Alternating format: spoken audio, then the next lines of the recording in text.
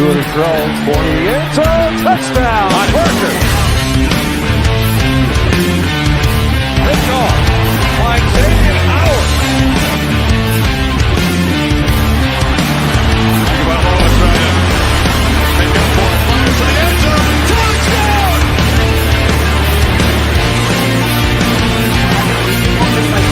That's hard work.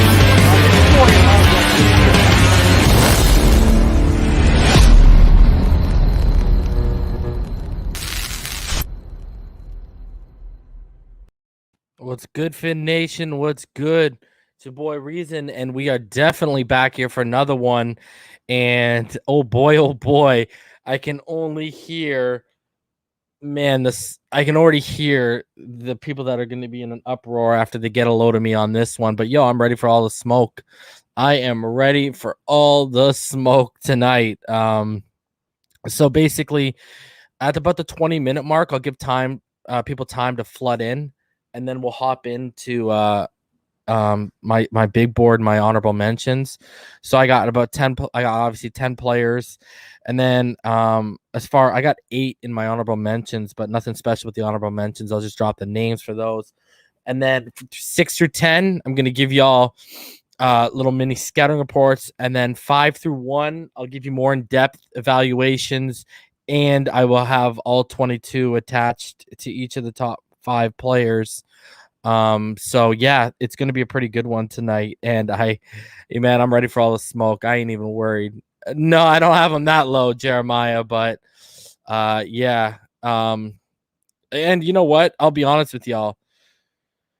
I didn't over explain, but I went into depth with Jamar Chase, and I even provided clips to substantiate what I'm talking about.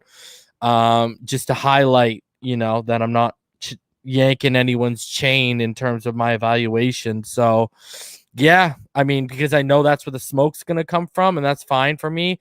So I know I had to explain myself, even if people were to think I was over explaining myself, and I'm fine with that. But I mean, it is what it is, man. Like the homie Dante Collinelli told me, man, trust your eyes. So that's where I'm at. And that's where I'll be at. So yeah, we'll get into that in the next 15 minutes. And then after we do that, I want to go over some charts showing Tua. We'll talk about his rookie. We'll talk about how he looked during that practice. So that's where it is. Yeah, I am going down the chimney tonight, Ronnie. And some of the Patreons, they've already seen the list. They haven't seen the scouting reports, but they've seen the list because I dropped that, like I said I would before I went earlier today. I was actually going to drop it yesterday, but I got caught up with my niece's birthday party and such. So yeah, that'll be that's already up on the Patreon. If you're a Patreon, don't spoil it for anyone, please. So yeah, I mean, it is what it is, baby. And I know people want to ask, what I think about the Xavien Howard situation. Well, my whole stance on it right now is, as far as we know, he's not a person of interest. And since he's not a person of interest, they want to speak to him, but he's not a person of interest in terms of the shooting, the bullet going through the playground, et cetera, et cetera. It's clearly obvious why they want to talk to him, right? Because his agent owned the house these people are staying at, blah, blah, blah, blah, blah. I know people are raising their eyebrows at the fact I believe he's turned down police interviews twice. Maybe he just isn't a snitch. You know what I mean? Maybe he just doesn't want to get involved in that. So it is what it is with that. Now, in terms of Deshaun Watson, because I know Barry Jackson, one of his latest articles, brought that up. You listen. What? There should be at least 27 NFL teams, because if you don't have a top 5 quarterback, and we can all say Deshaun Watson is a top 5 quarterback, you're going to be checking in. So that's all that. But then when you hear what the Panthers are preparing to offer up, the rumor right now is 3 firsts and Christian McCaffrey. We're not going to match that. How are we going to match that? What are we going to do? So people are saying, oh, the Panthers are clearing cap space for Deshaun. No, Deshaun's hit this year is like $15 million. The word is they're clearing cap. So if they can make it happen in terms of a trade for Deshaun, they can surround him with talent. So that's what the word on the street is. It is what it is. I still stand pretty firm in the fact I do not think Deshaun Watson will be a Miami Dolphin. I just don't think it's going to happen. So, I mean, I don't know what else to say. And I don't know if y'all saw that Cam. Y'all see that Cam Newton clip today? Bruh. That kid was calling Cam ass and saying you're a free agent. Kid wasn't lying. Show me where the lie is. I told all of y'all he was going to be complete ass in the AFC East when some idiot on another platform, was trying to tell him, it's going to be the best quarterback in the AFC East. The Patriots going to win it. Da, da, da, da, da. How'd that work out? Same guy who wants to drag me through the mud for my Herbert evaluation, where if you actually listen to my Herbert evaluation, I actually gave the kid props, had a first-round grade on him, et cetera, et cetera.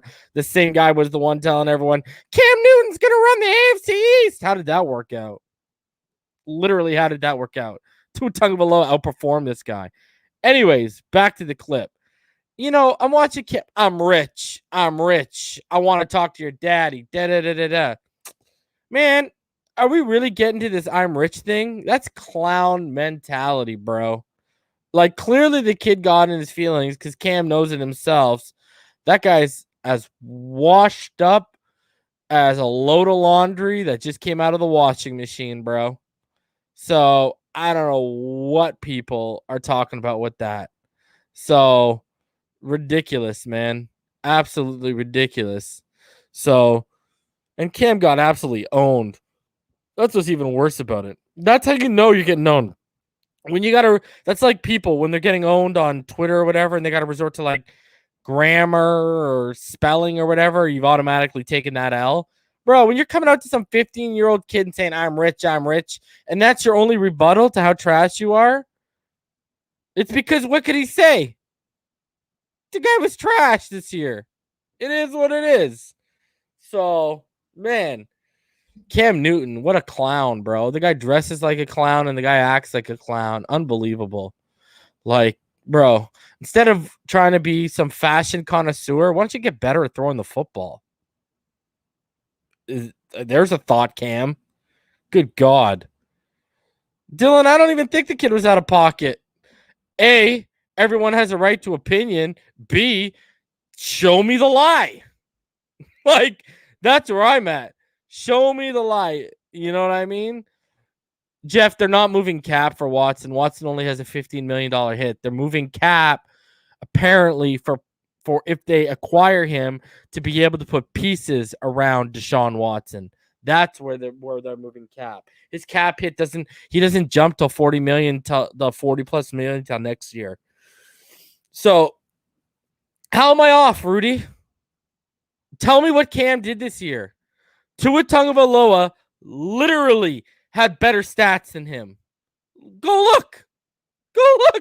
What did the man threw like what? 8 touchdowns? 8 touchdowns and he started like 16 games. Go look at his fumbles. Go look at the guy had like 11 picks and like 6 or 8 fumbles on top of it. Bro, tell me where's the lie? Sorry, I said he was ass before the last season. I even provided statistics showing Christian McCaffrey and Norv Turner's impact on his 2018 season and gave the context of why he did what he did. Y'all can go back and check it out. I dropped numbers. Okay, Christian McCaffrey had 25% of Cam Newton's passing touchdowns. Christian McCaffrey had 30% of Cam Newton's passing yardage. And I went even deeper. All right? So I saw it coming. You don't need to be a rocket scientist to see it. So, people are stuck on his MVP season. Well, newsflash, that was like 6 years ago. I haven't seen MVP Cam since then. And MVP Cam was the same one in the Super Bowl who didn't want to put his body on the line for a fumble and stepped back from the fumble because he didn't want any of that. Sorry. Done. All right. So that's what it is. That's how I feel about Cam. Cam's a absolute clown. So yeah, guys, we'll give people. We got 171 in the room. We'll give it about 10 minutes, about 9 minutes, and I'll hop right into the big board. It's a 20-minute video. My evaluation is about 3,400 words. I think it's 3,377 words. The whole thing. So we'll hop into that. Yeah, and it's about 20 minutes and 30 seconds long. So hopefully y'all enjoy that. It'll be pretty good. So, and a couple people, hopefully, y'all enjoying that new mod status. And we got 175 in the room right now. Let's smash that like button. Let's get that like up. And we are only about 29 away, 29 subscribers away from 3,000. So let's get that. You know what I mean? Let's get there. So shout out to Florida born, Kentucky grown, $2. Said my boy Lynn Bowden is better than Cam Newton. I mean, damn, that's what it's come to. I ain't gonna argue. Man had no drops when he was targeted last year. Jakeem Grant could learn a thing or two from Lynn Bowden, that's for sure. Good God. So appreciate everyone for coming through. And yo, it's gonna be a good one, man. And then basically after what's going on, George? And then after I get through my big board, like I said, I'm gonna get into some charts. I got a really interesting graph in terms of it shows, running backs drafted through rounds 1 through 7. It shows how many all pros, the number of players, Pro Bowl, et cetera, et cetera. So it's a pretty interesting graph. And I think people are going to really like that one. We'll get into that. Just for context, for all those people that are, banging the table for running back in the first round. When you see this, you may have an argument, my friends, especially when you talk about all pros and Pro Bowls, for sure. And I want to shout out the homie smart guy. You can follow him on Twitter at smartjames1981. He provided the charts that I'll be showing tonight. And I think y'all are gonna really again, man, I keep showing analytics and I keep showing all these in-depth stats, just to I don't know, just to put things into context. And I really hope people aren't ignoring it because, when you look at the deep accuracy charts that we showed on, that episode of On the Fin Side, again, there's a lot of hope. And someone asked me on Twitter, do I think they're going to get Deshaun Watson? No, I think they're totally invested in Tua in terms of the Charlie Fry hire. That was clearly a Tua hire.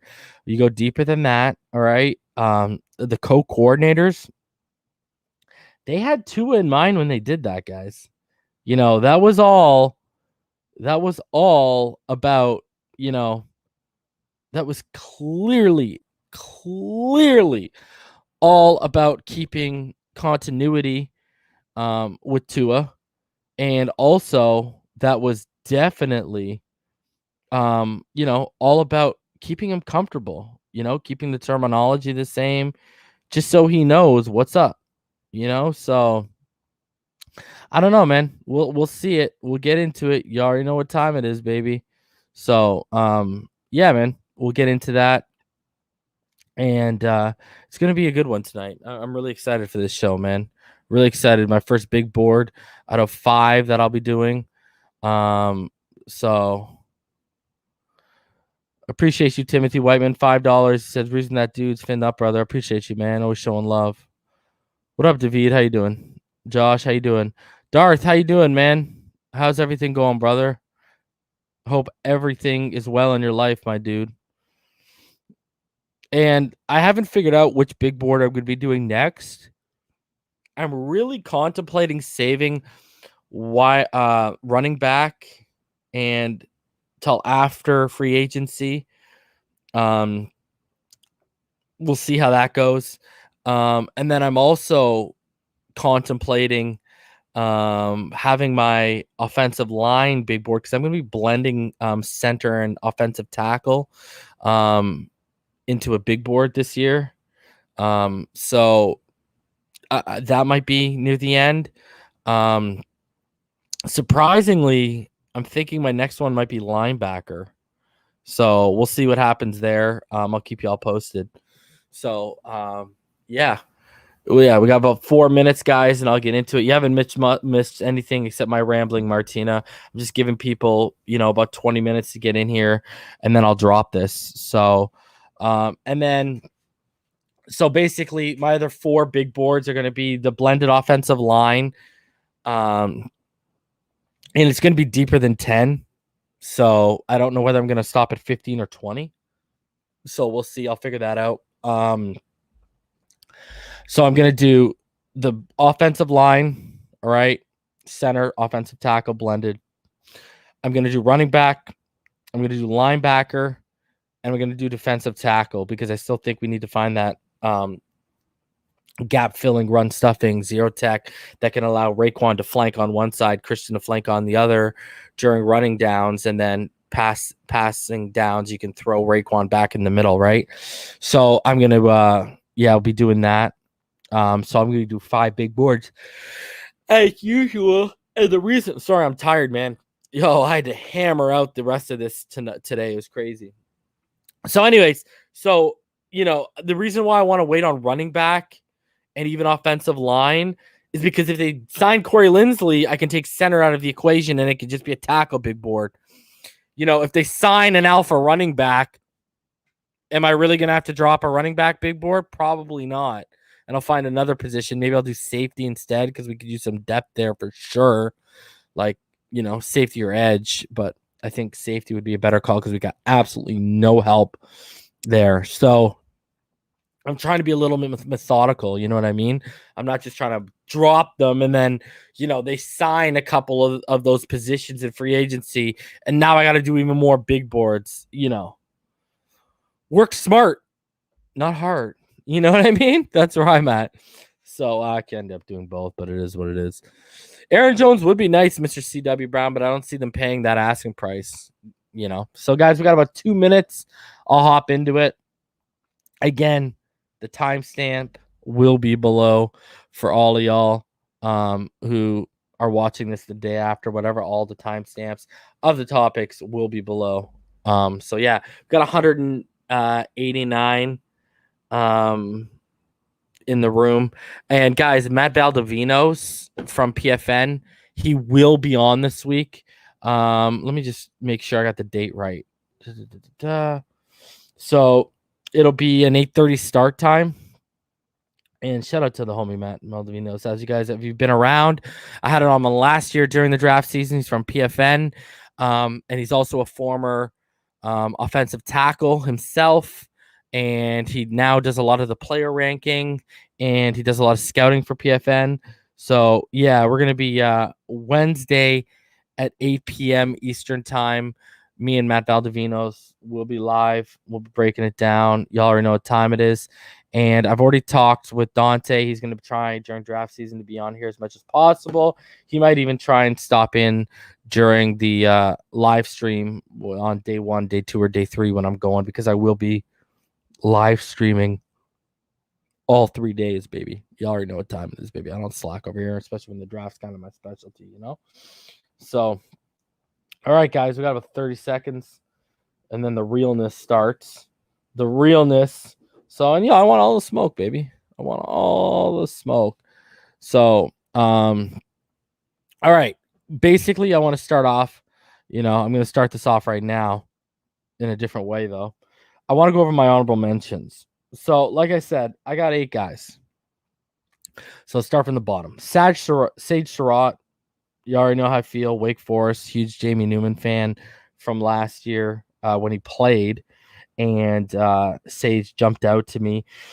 Daz Newsome from UNC. I've already told y'all guys before. Huge Sam Howell fan. Love watching the kid. That's why I'm very familiar with Javonte, Michael Cotter, Daz, and Diami. So, gotta shout out Daz Newsome.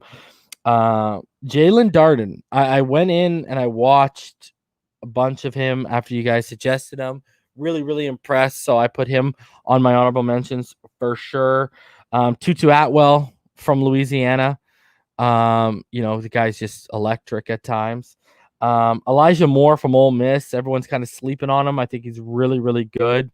And I think, he could be a day 3 sleeper that turns into something legit. Nico Collins from Michigan. Love his speed. He does leave some things to be desired about his game, but I still like his ceiling for sure. Tylan Wallace from Oklahoma State. Him and Diami Brown were the two guys I was fighting with putting at 10, and they just missed out. So Diami Brown and Tylan Wallace are the ones who just missed out from reaching the top 10. Diami obviously from UNC, so just missed out. Just missed out. So anyways, let's get into this, baby. Y'all already know what time it is. So here we go. Y'all ready for this? All right. So let's take this off. Boom. And let's get into this, baby. All right. So here is my big board starting at 10. So Dwayne Eskridge out of Western Michigan. He's obviously one of the fastest wide receivers in this class. He killed corners at the Senior Bowl in 1-versus-1 drills. Great at his release off of the line of scrimmage. Good instincts due to his former position of playing DB. Proven boundary guy who averaged 20 yards per reception from the boundary. Pretty good route runner. Strong in run block sets. Has drop concerns, though. At 5'9", 190, physicality at the line of scrimmage at the next level could be an issue because he didn't show a lot of it. There's smaller guys. Rondell Moore at 5'9" showed a lot more physicality to his game, and I don't see him being strong enough at the next level to win very many contested catches. So number 9, Amon-Ra St. Brown, former 5-star wide receiver recruit, mainly played in the slot at USC. Great twitch and control to his body. Really good route runner. No problem winning contested catches. Yak machine at USC, and he's great in the open field when the ball's in his hands. Steady hands, not very many drops during his time at USC. Good athlete, but doesn't have an explosive short area burst or long speed. I don't think he can be a boundary guy at the next level. Mainly aid against zone, not press at the collegiate level. Amari Rogers, one of my favorite sleepers in this draft. I think he's one of the best yak receivers in college football, and statistically he was as well. Was winning jump balls in 1-versus-1 drills at the Senior Bowl with absolute ease, coming off the most productive collegiate season of his career, 1,020 yards, 7 touchdowns. He made the All-ACC first team. He has super sticky hands, can snatch anything and any throw, it seems like at times when you're watching him. Primarily will be a slot receiver at the next level. Loves the physical part of the game. Doesn't shy away from contact. Had the 7th most missed tackles last year, forcing 17. He's an absolute monster in the screen game too. He had the 3rd most yards off of screens in the nation, but he needs to expand his route tree and isn't built for contested 50-50 balls, no matter what the Senior Bowl tries to tell you. All right. So Kadarius Toney, he's a high school QB turned wide receiver in college. He was also a track star in high school. He's got great explosive short area burst, great long speed after the catch, natural separator who, if given space, is gone. His acceleration is ridiculous and really will most likely be utilized in the slot, but has boundary snaps and can stretch the field easily. Sure hands, only 2 drops last season and 3 total his entire collegiate career. 5th most missed tackles forced in the nation last year with 20. He has great twitch, contact balance, and body control at 6 feet, 177 pounds. Needs to polish his route running, but his athleticism and steady improvement every year makes it seem that it can be done. Like Rodgers, isn't going to win very many contested 50-50 balls. Toney has to get stronger off of his release off the line of scrimmage. Number 6, a guy I really love, Terrace Marshall Jr. I mean, what else can you say about this guy? I think he could be this year's DK Metcalf. Wide receivers, Terrace Marshall's size aren't supposed to move the way that he does. He ran a 4.53 in high school, but I expect him to clock in the 4.4s at 6'3", 200-plus pounds. Great acceleration speed, massive catch radius that allows him to go up and get anything in his vicinity and sometimes just out of it. Great footwork, constantly beats press off the line of scrimmage. Great ball tracker who also loves the physicality of contested catches and is reliable in 50-50 ball situations. He's also a really good route runner who knows how to use his speed, acceleration, and body twitch to separate and be a nightmare for corners. Drops are a bit of a concern with him, and he really isn't a very good blocker when he's been called upon. That would be my only real issue with Terrace Marshall. But, Terrace Marshall, I've told y'all before, I think this kid's got the chance to be the DK Metcalf of this draft. And that is a very, very scary thing. I know there's a lot of talk about him sneaking into the 20s. And same with Tony.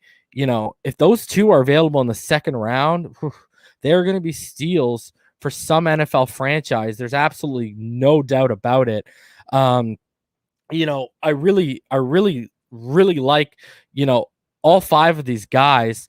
And I think, you're going to get a lot of yak ability from, Marshall, Tony, Rogers, Brown, and Eskridge. Now, obviously, Eskridge, Amari, and Tony, and even Marshall, they got more top-end speed than Amon-Ra St. Brown, so they might be more deadly at the next level in open space. That's a fair assessment, but when you look at this 6 through 10, it's solid. So let's get into my number 5 guy, and that's Rondale Moore. And y'all know I've been saying it for months. If Moore was 5'10", 5'11", he'd be my wide receiver in this class. Moore, next to Waddle, is arguably the most dynamic wide receiver in this class. His size is the only reason he's at 5, as his 5'9", 175 to 180-pound frame definitely can leave cause for concern at the next level and may box him in strictly to the slot and a special teams returner, but he's still uber explosive, and in some ways, that makes up for his lack of size. Moore's a great ball tracker with short area bursts and explosiveness. That mixed in with his elite long speed, it allows him to stretch the field and take the top off of defenses with absolute ease. Now, Moore clocked in at a 4.33 in high school. So with his strength and conditioning at the collegiate level, one has to wonder, is Rondale Moore going to break into the 4.2s? Whew, that is a legitimate question people have to start asking themselves, all right? Also, for a player Rondale Moore's weight, he's as strong as an ox and loves the physical aspect of the game, never shying away from contact, and he broke tackles at a ridiculous rate as a freshman and as a sophomore. His almost elite contact balance is another factor why he's so slippery and just so hard to take down in the open field. A great route runner who makes sharp cuts in and out of his breaks, Moore not only benefited from manufactured touches at Purdue, but also showed the ability to create space on his own with his really good route running ability. He's a natural separator, and when you add in that with his really good route running and elite speed and acceleration, Moore could be dangerous at the next level in the slot, on punt returns and kick returns, and multiple positions of usage could make him a very intriguing and salivating option to teams in the NFL draft this year. You go back and watch his freshman year game versus Northwestern, where he put up over 300 all-purpose yards, and that will show you all you need to know about how deadly this kid can be. I think his only real red flags are the following. He won't be a boundary guy at the next level. We all know that. And injuries have been a little bit of an issue. He's had hamstring issues that cost him the majority of his sophomore season, when he made it even worse against Minnesota. And he's also battled a finger injury that had him miss practice time in his sophomore year as well. Now, you guys know I'm not a huge guy with player comps, but the homie, EMdolphinfan, he has a pretty good one. He sees a lot of Steve Smith in this kid's game. And, you look at that catch right there. Look at him just fight. The guy's 5'9", 180, but he's so compact, and he's such a freaking fighter, man. And you have to love the work ethic and the battle this guy brings to every rep. Every rep is 110%. Number 4, the controversy begins. This is where things get interesting, and it's somewhat controversial, I suppose. Let's start with the stuff I like, because there is a ton to like about Ja'Marr Chase. Chase's elite traits really show up at the catch point. He won a ton of contested balls in 2019, showed the ability to make adjustments towards the ball with his frame with ease, and I've been saying for quite some time that his catch radius is most definitely impressive. He does have a knack for breaking tackles too, though some can be attributed to downright poor tackling skills from defenders, like what we saw in that Florida Gators game. Still, if you don't wrap him properly, he'll break through it with his strength, so you can't take it away from him. He does stack corners at times with absolutely no issue, and if he can translate that to the NFL, that'll be absolutely huge for him. His short area burst is better than his long speed or overall acceleration, which allows him to get away in open space. But because of his lacking long speed, I think at the next level, he'll be caught up with much, much more. He has pretty good body twitch, uses it in stutters and hesitations in his breaks to help create separation for himself because he just doesn't have top end speed. So that's the kind of nuances to his route running he needs to take. He's a pretty good blocker in the run game too, which not many have actually given him credit for, but I will. He's obviously more of a boundary or an X receiver at the next level, though. He has shown the ability to eat off slants, which could mean he sees some, not many, snaps in the slot when called upon. Now, the stuff that made him wide receiver 4 and not on my top 3. Chase is not a refined or very good route runner. You see him using his strength more off of the line of scrimmage rather than footwork and technique. You're not going to see him shake and bake or break ankles with his route running ability. He'll either try to muscle through press or try to use his body twitch. I don't see him as a dynamic player after the catch. Yes, he broke tackles, but like I said, a lot of them can be attributed to poor tackling technique from the defenders, and when there's bodies around him, he's usually done. He's not one to create something out of absolutely nothing like Moore or even Devontae Smith or obviously Jalen Waddle. I mentioned earlier that his short area burst is really good, but his overall speed and quickness isn't going to blow you away. He ran a 4.66 in high school, and I really wouldn't be surprised if he runs at best a 4.5. With his lack of speed, quickness, and top-end route running ability, he's not a natural separator. I saw him eat more off of manufactured space from Joe Brady's system rather than creating it himself. I also have issues with him in press. I've provided a few examples you're going to see in the highlights. Yes, he smoked A.J. Terrell and Trevon Diggs in zone, but they give him real issues in bump and run, as did the Auburn defense when they faced him, to the point you could see him throwing his arms up and looking towards the refs, getting frustrated. That's my issue with him. And, I'm also concerned that at only 6'1", his contested catch ability, is it going to translate to the next level? Overall, I do like Chase, but another sticking point is 1 year of production. It took an NFL offensive system brought in by a former wide receiver, Joe Brady, who manufactured space for his wide receiving corps at a ridiculous rate. And it also took a historic season at the QB level from Joe Burrow to get Chase those numbers. Also his value. Considering I'm going to have to spend a potentially top 10 pick on him, I just can't justify it that high. I just can't. And that's a big knock as to why he got knocked down to 4. It's because I'm not spending a top 10 pick on him. Anyways, continuing on. Rashad Bateman, baby. First, let me explain the draft value like I just did and where I'd have to select the 2 was a big factor as to why I have Bateman over Chase at 3. Everyone knows I love Rashad Bateman, but I really did struggle with number 3 and number 4 here until I was told by Dante, trust your eyes. Secondly, I think Bateman gives you a lot of the same stuff Chase does, but a little bit more. And again, you don't have to spend a top 10 pick. He breaks tackles at a higher rate than Chase. That's not a lie. Go look at the stats. Goes up and attacks the ball just as well when it comes to contested catches. And he's a far better, more polished route runner. That's not even a question. In his sophomore season, which was also Chase's, it was Bateman who led the nation in yards per route from the boundary as an X receiver, not Jamar Chase. This year, though, the majority of his snaps came from the slot.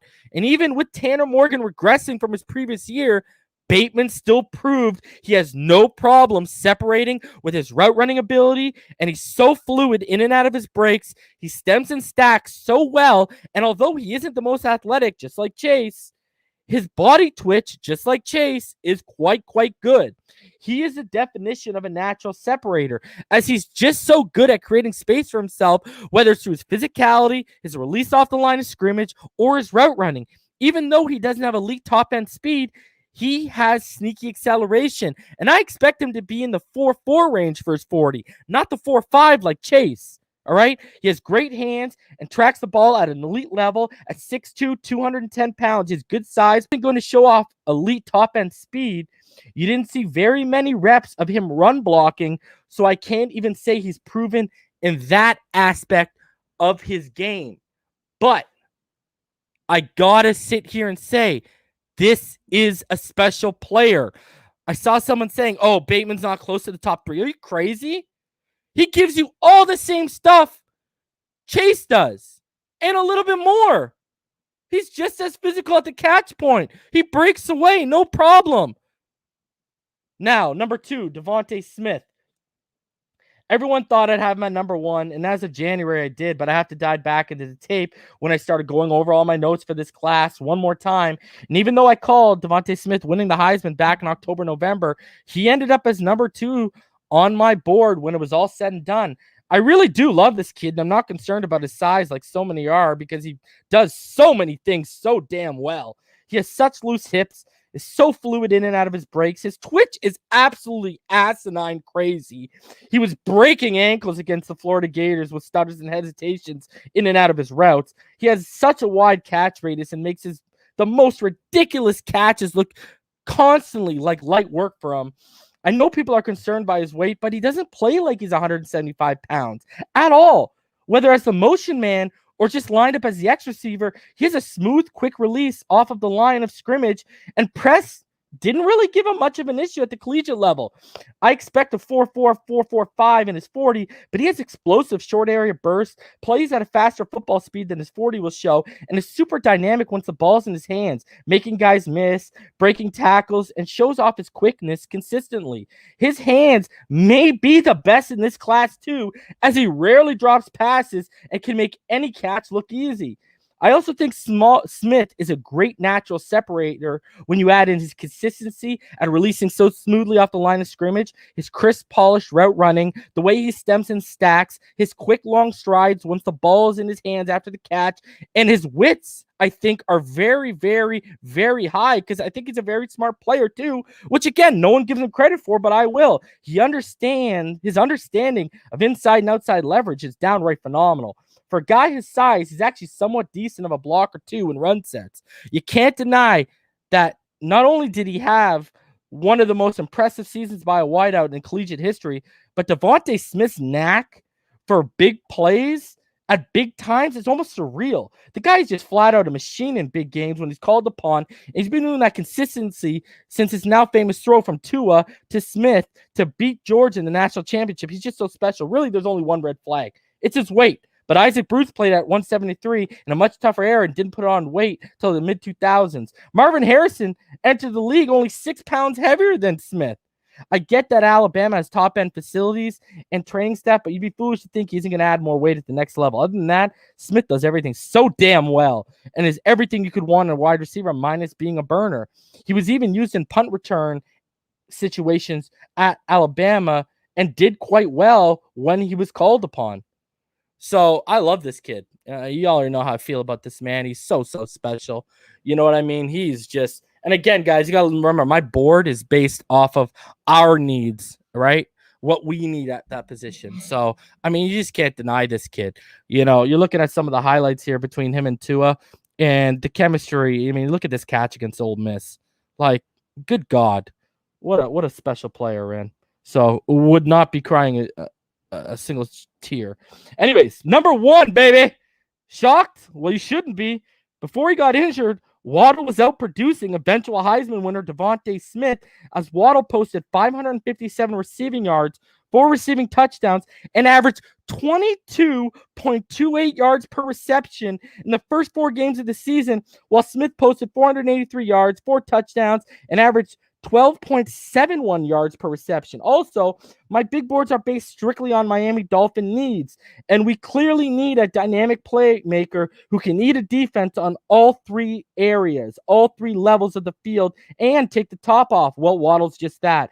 I've shown the video. Waddle as a freshman raced against Henry Ruggs, who was a sophomore, and they had a neck-and-neck finish at the goal line on their 40-yard dash, and we all know Ruggs ran a 4.27 40 while saying that was slow for a standard. Waddle, like Ruggs, can play at that speed, not just run it, but Waddle, I think, is a way better prospect and a far better route runner. He has smooth, fluid hips, uses his speed to have an explosive release off of the line of scrimmage, and is clearly the most explosive and dangerous wide receiver in this class, whether in the passing game or on special teams in the return game, which I keep saying, Coaches and NFL teams will value that highly, as they love to use year one wide receivers on kick and punt returns if they have the ability to get them more snaps and reps with the ball in their hands. He has great twitch to his body, will use head fakes, stutters, and sells his breaks so well that he can leave defenders in the dust with those traits alone.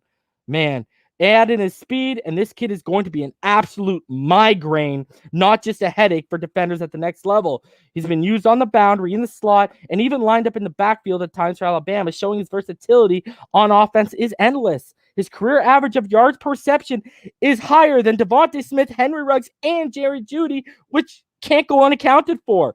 His change of direction skills at the speed he plays at too is downright incredible. I also think he's the best separator in this class when you add in all the factors of playing speed, route running, body control, yak ability, his ability to take the right angles against defenders, and his line of scrimmage release.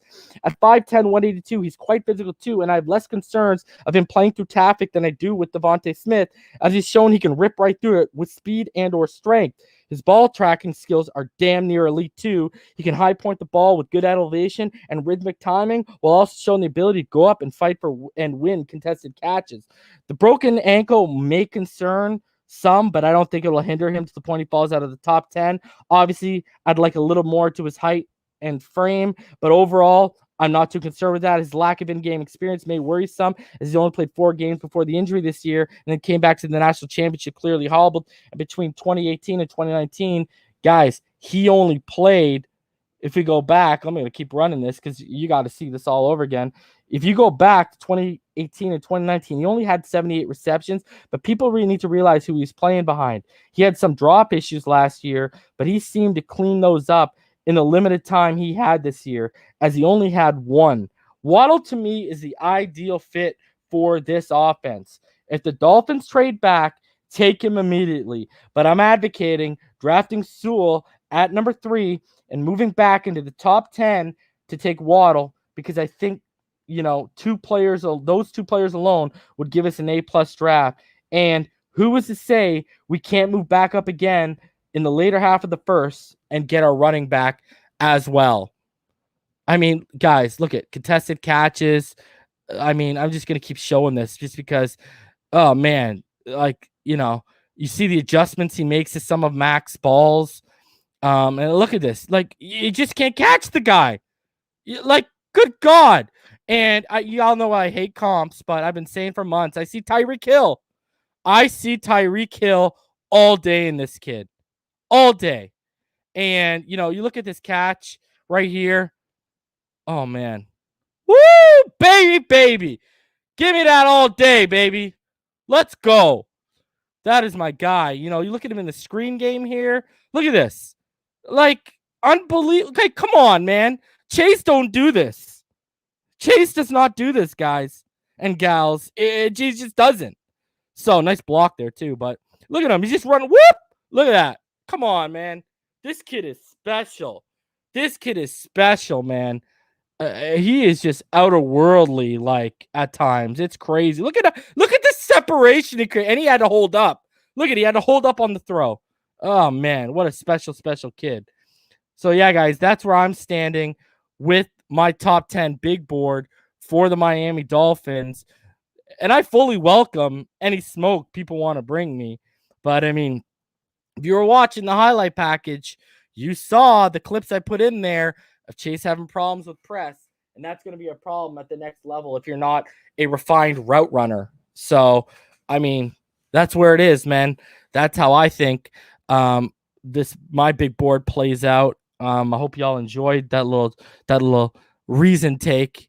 So, my move, guys, is draft Sewell and get back up in the top 10 and try to land Waddle or Devontae Smith. And I've had this talk with some scouts and just some people, and also, people who are non-scouts and, people I trust their eyes and I know they watch film. I don't think it's far-fetched to say, when it's all said and done, and that's why I have my 1-2, Jalen Waddle could very well be the best receiver of this draft. That's not far-fetched. I mean, you look at him, he's compact. His body, his frame is compact. You got 4.27 speed at worst with this guy. I'm just saying, a guy who can run routes at his ability and also play at that game speed, that is very, very rare, man. Very, very rare. So that's where I'm at, man. That is how I see the big board for the Miami Dolphins playing out. I think a lot of people are still too hung up on Jamar Chase's one season. If we had a second sample size and he came back this year and balled out, he'd probably be higher than 4 for me. That's for sure. But, I said last year, Henry Ruggs was the first. I called Henry Ruggs being the first receiver off the board. You look at Waddle, he's a better prospect than Henry Ruggs. I told everyone, when you talk about just route running, Judy, 1A, right? Actually, no. Let's go Judy 1, Devontae Smith 2A, Waddle's like 2B. He's not that far behind. And y'all know how much I love Devontae Smith's route running ability. So just saying. And people aren't putting, I'm hearing people, oh, that's Chase's specialty. No, it's not. One of his biggest knocks is he's not consistent in his route running. You know what I mean? You don't see consistent effort. He rounds some of his stuff out more often than not. Florida-born, Kentucky-grown, $5 donation says, reason Waddle was my number 1, but I think that injury won't kill him, but I think he won't have the same speed. I think Smith edges him out because of that injury. Yeah, I don't think so. He's been on record, and other people have been on record saying that will not affect him, and that he should be able to run his top flight speed because you guys got to remember, Alabama has like some of the best doctors, not just like in the US, but in like football. So, and I'm including the NFL with that. So, yeah, I think he's going to be fine, bro. I'm not too concerned about the injury. Now, if we're talking like an ACL tear, PCL tear, like he starts ripping alphabet numbers in his leg, alphabet letters in his leg, then yeah, okay, we got an issue. And I don't see I don't see that broken ankle or broken foot, top of the foot being an issue. Gabriel, yes, I like Bateman. He was a number 3. So, yeah, I'm a huge fan of Rashad Bateman. And here's the thing. Tanner Morgan regressed this year. Tanner Morgan's he's worse than, I don't think Mac Jones is overly special. And Tanner Morgan is levels below Mac Jones. If Rashad Bateman was playing in Alabama with Tua or even Mac Jones, or God forbid he was in that LSU offense last year,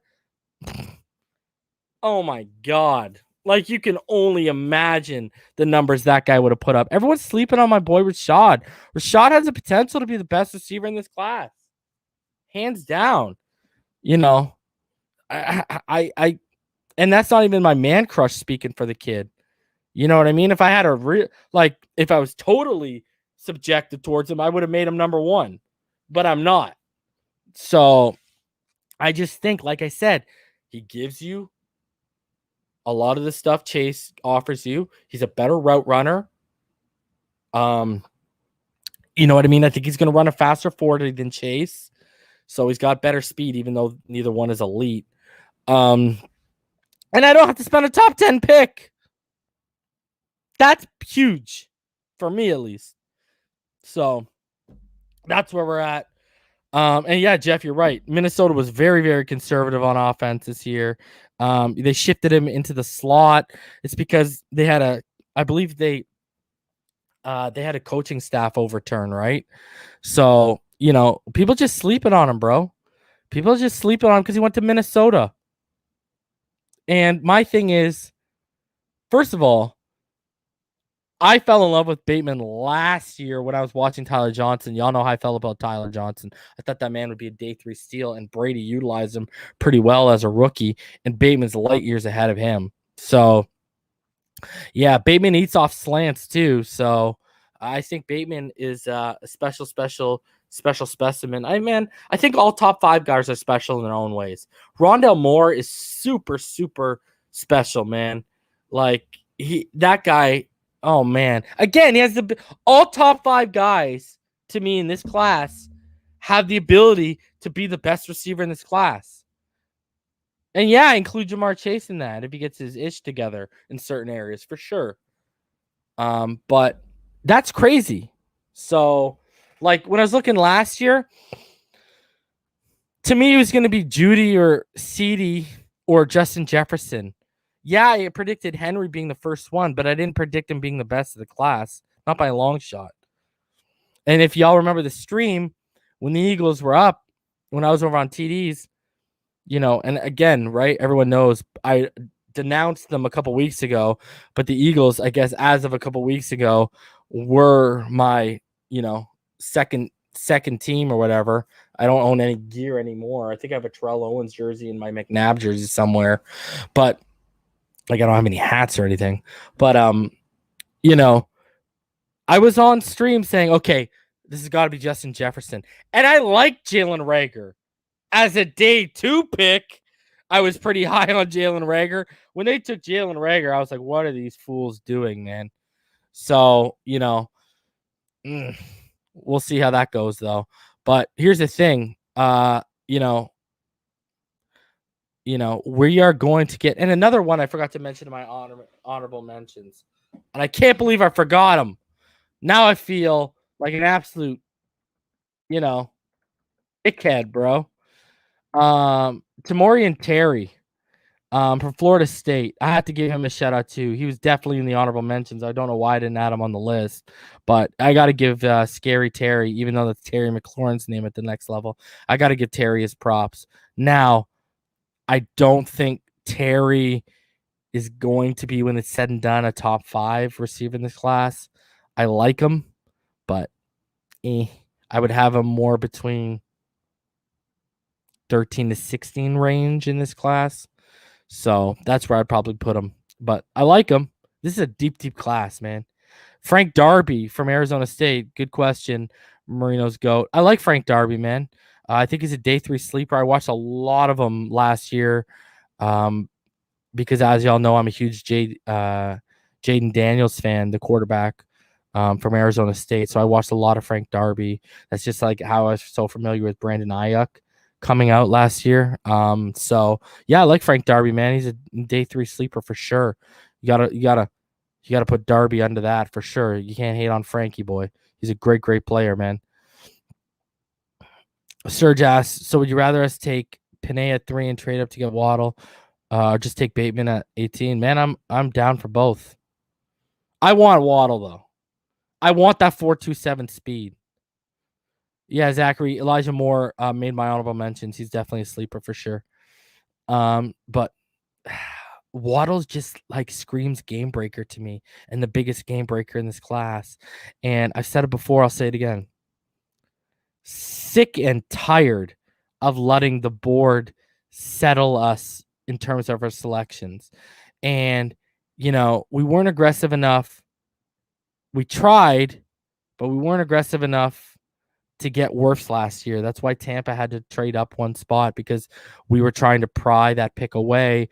But San Francisco was asking for basically overvalue because they thought they would miss out on Javon Kinlaw, if so, which they probably would have.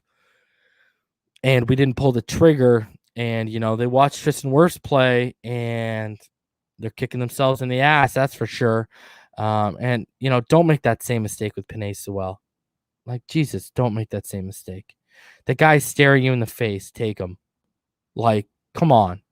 Because I'm telling y'all, Lawrence and Zach Wilson back-to-back, market, book it, bet on it, do whatever you got to do. That's how I feel with that. I do think you're going to see quarterback go 1 and 2. Even if it's, the Jets trading back to acquire more picks, I'm fine with that. I'm totally fine with that. So let's go into a few things I want to cover before I open it up to all of you so I can hear your takes. Again, smash that like button, subscribe if you haven't. You can donate to the channel through PayPal, paypal.me/Finside. You can also use of course, the super chat. You can become a Finside the NFL patron, patreon.com/Finside the NFL, patchvibes.com. Use code Finside for 20% off of your purchase. They just have a new drop, guys. If y'all remember that throwback Sports Illustrated cover with Dan Marino back in the day, they got that on a tee now. It looks real nice.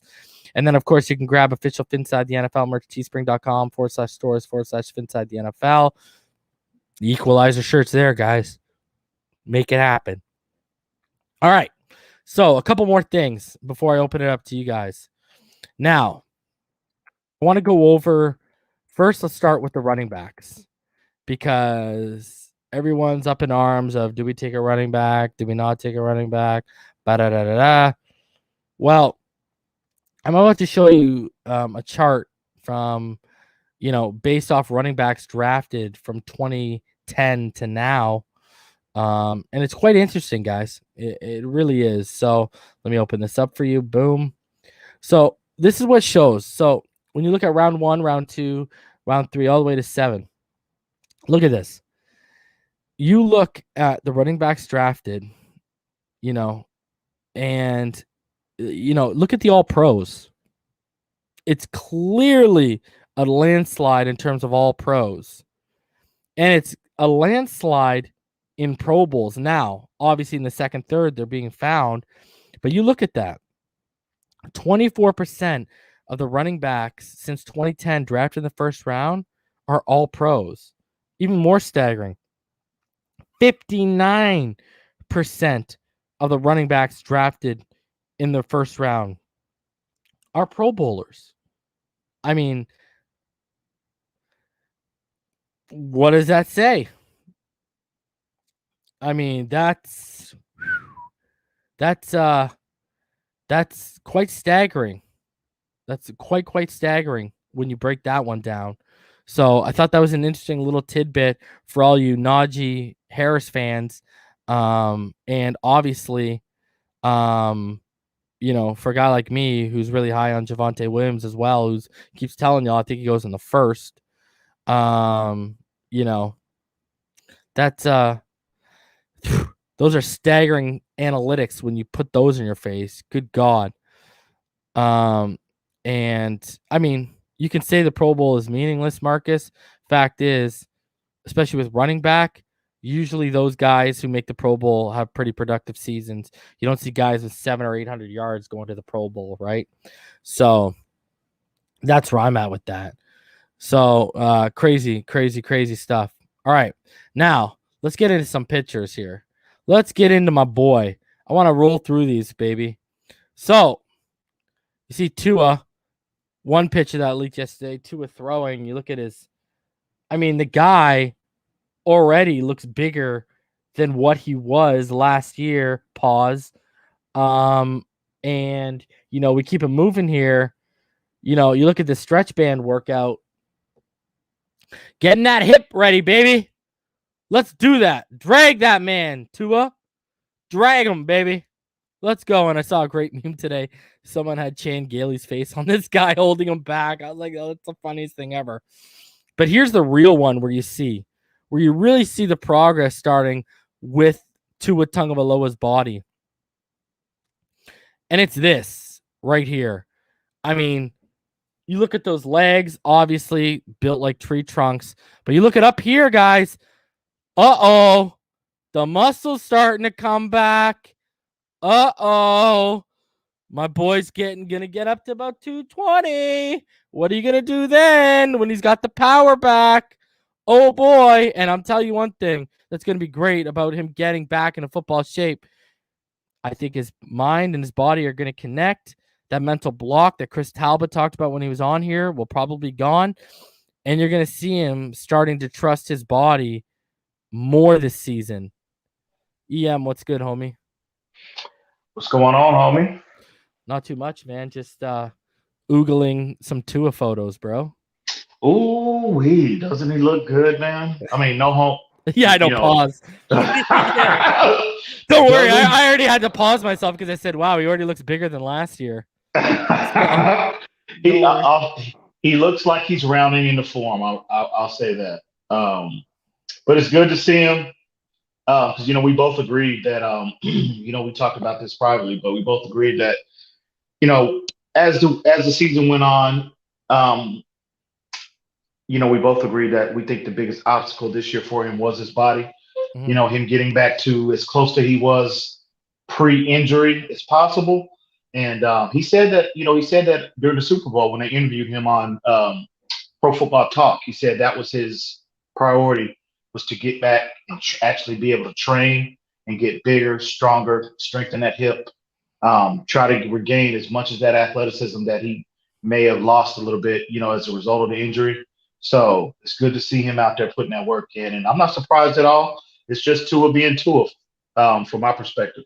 Yeah, like the homie Richmond Webb said, someone's got to pay for all this, man, and it looks Yeah, like yeah, he's yeah, yeah, working. Looks like he's working to make everyone pay. yeah. Man, you joined just in time, so I got some charts I want to go over here for Tua. So let's start Tua. Let's start him off with basically 4 QB year one stat comparison. So when you look at year one, when you compare Watson, Josh Allen, Kyler Murray, and Tua, I mean, you can clearly see, other than Kyler Murray, slightly where the completion percentage is. Now, Deshaun Watson, obviously, clearly ahead with the touchdowns in less games, but he also was throwing to the likes of DeAndre Hopkins and Will Fuller, so that helps a little bit. But, you look at the stat comparison here, and, I mean, Allen has turned the corner. We all know how special I think Kyler Murray is. I mean, Deshaun Watson's the top 5 quarterback in the NFL. Hmm. I mean, this right here should be screaming to people, patience. Absolutely, absolutely. And Patience. we've been screaming that all year long. I mean, wow, we gave Josh Rosen a full year. Can the man get can the man get 16 games? That's all I'm asking to the fans. But again, it's like, I mean, we know what time it is in terms of why people are less patient with him because they didn't want him in the first place. They're letting their subjective opinion get the best of them, and they're not looking at this thing. They're not willing to give this kid any patience because they never wanted him. So, but at the end of the day, we all just need to be patient with him. And again, you look at his numbers. That's solid. You know how many quarterbacks we've seen come in the league that just absolutely fall flat on their face, i.e., Josh Rosen. You know Yeah. what I mean? But I mean, my God, they're expecting this kid to be Superman. And, in his first 9 games, come on. It's just, man, I tell you, it's ridiculous. But And look at this. As a rookie, Watson had 3.1 seconds time to throw. He also threw Hopkins, Fuller, Ellington. You look at Allen. Allen as a rookie had 3.22 seconds to throw. Wow. And he still was a train wreck. Yep. Still was a train wreck. Zay Jones, Foster, Kelvin Benjamin. And then you go Murray. He had 2.73 seconds, but he had Larry Fitz, Christian Kirk, Jamarius Bird. And then you go to Tua, 2.55 seconds. Parker, who was battling through injury the whole season, probably at best was at 80%. Grant, who, I mean, dude, the guy couldn't catch a beach ball. And then Preston Williams, who Tua didn't have much time with him until he got hurt again. Yeah, and what did he have? I'm sorry. Preston Williams only played in 2 games? Yeah, and running backs and tight ends are excluded for this. So, yeah, man, just come on. Man, I just don't, it's just frustrating. Reason it's extremely frustrating. Why? I don't know, man. These casual fans just came in and expected this kid to be Superman, and they're just not considering everything that goes into, a player at that position having a successful season. You look at Herbert. I think a lot of people are paying too much attention to what's going on in LA. But, respect to Herbert, but Herbert has a lot more offensive skill position players, better offensive line, better running back room than what Tua's had at his disposal. And again, I'm not trying to minimize anything Herbert has done. Yeah. But come on. Herbert is not coming off a catastrophic hip injury. He's not. And let's be honest, he also had Pep Hamilton. Do we need to Absolutely. lay out Pep Hamilton's track record? Because people seem Absolutely. to be forgetting Herbert's going to have to deal with a coaching overturn this year. Mm-hmm. Yep. You know what I mean? Like the whole staff. And he wanted them to keep Pep Hamilton. They said, eh.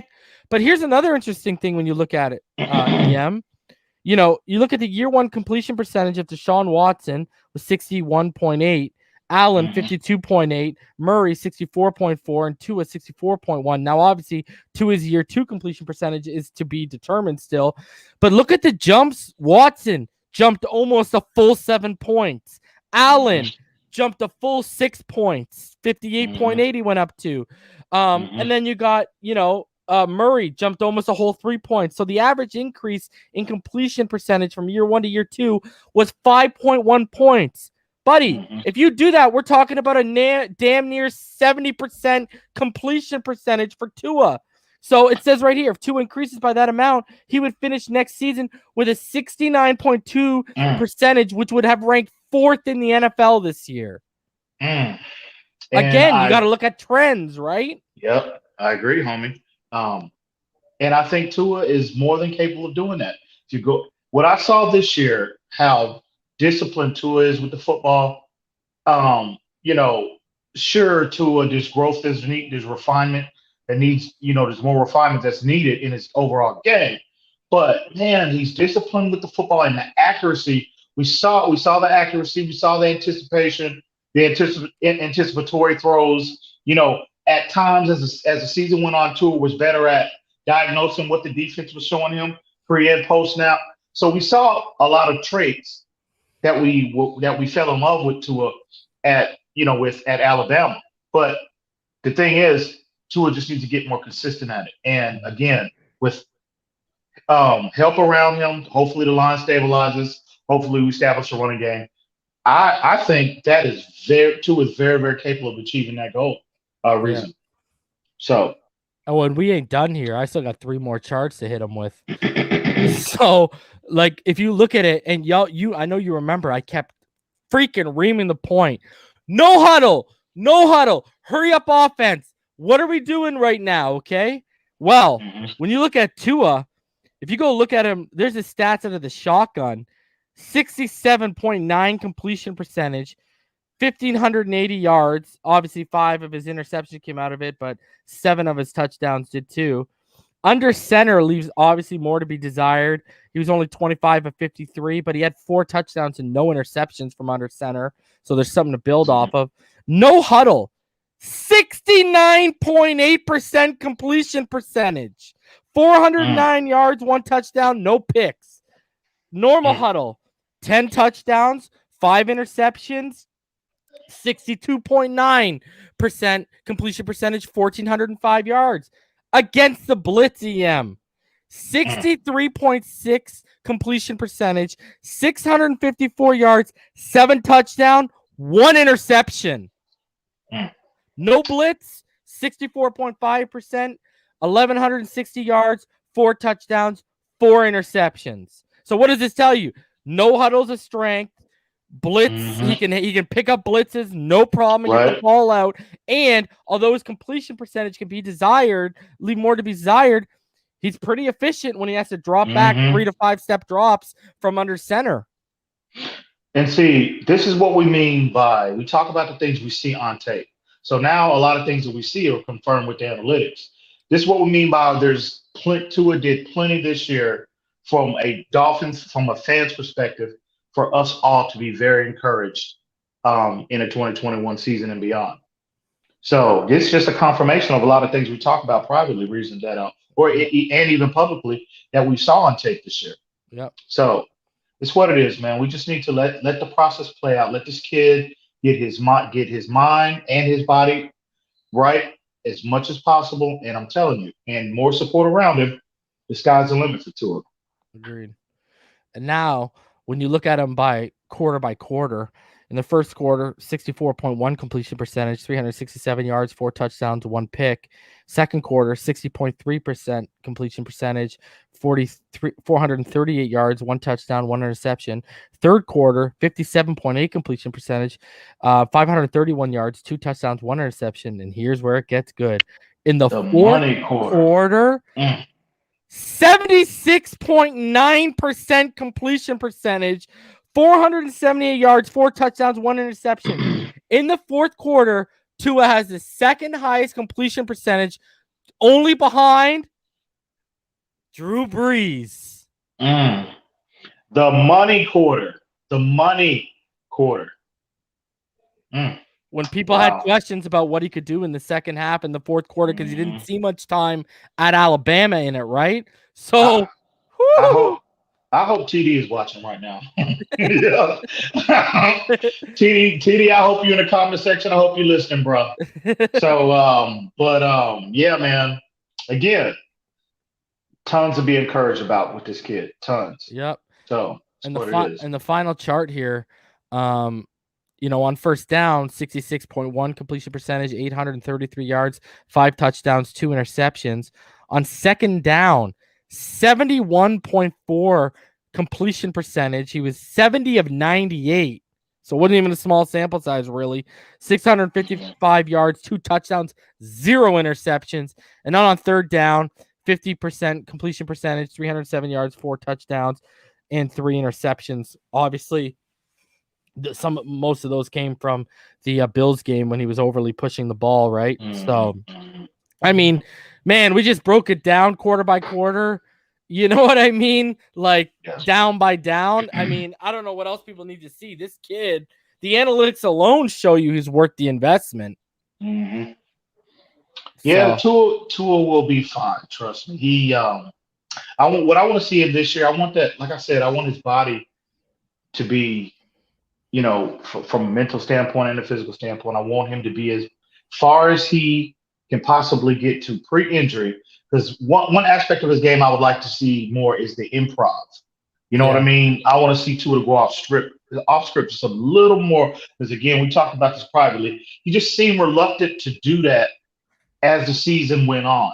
And I don't know. Again, I think that hit maybe was a little sore for him.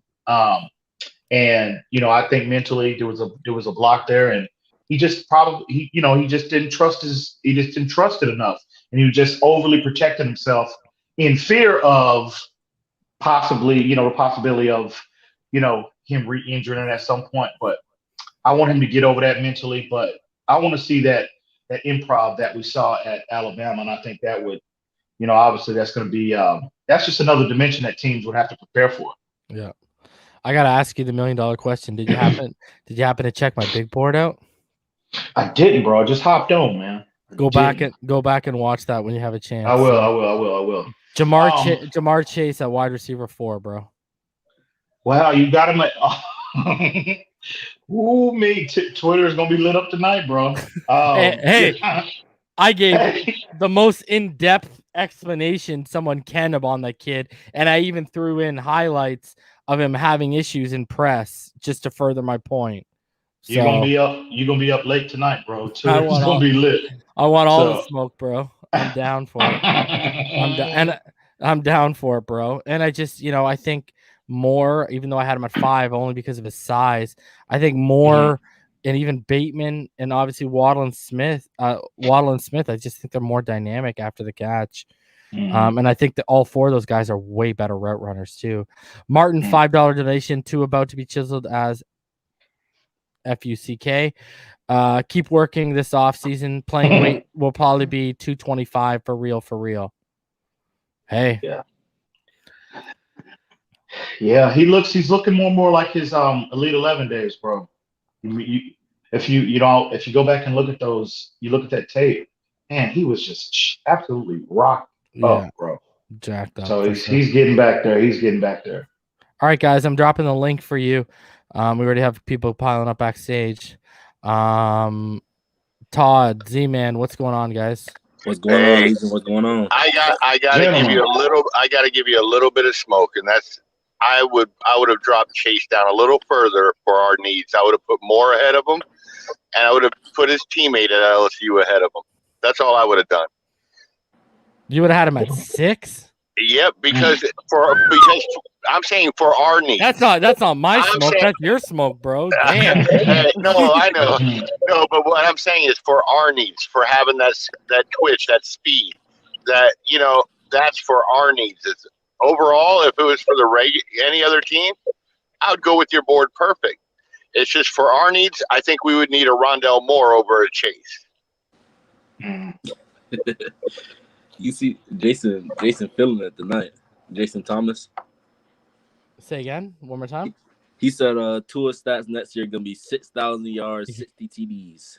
Yeah, I know that's a little bit of an exaggeration, bro, but I get what they're saying. The perfect draft for me would have us getting Waddle in the first round and Rondell Moore in the second and putting them next to each other. Yeah, I want if we can come out of this draft with Caleb Farley, Rondell Moore, and Jalen Waddle, bro, I am going to go absolutely ballistic. Do you hear me? So yeah, EM, would you be finding a way down here to some games? Oh, absolutely. I'm doing that anyway. We're already working on that anyway. So, but yeah, definitely for sure.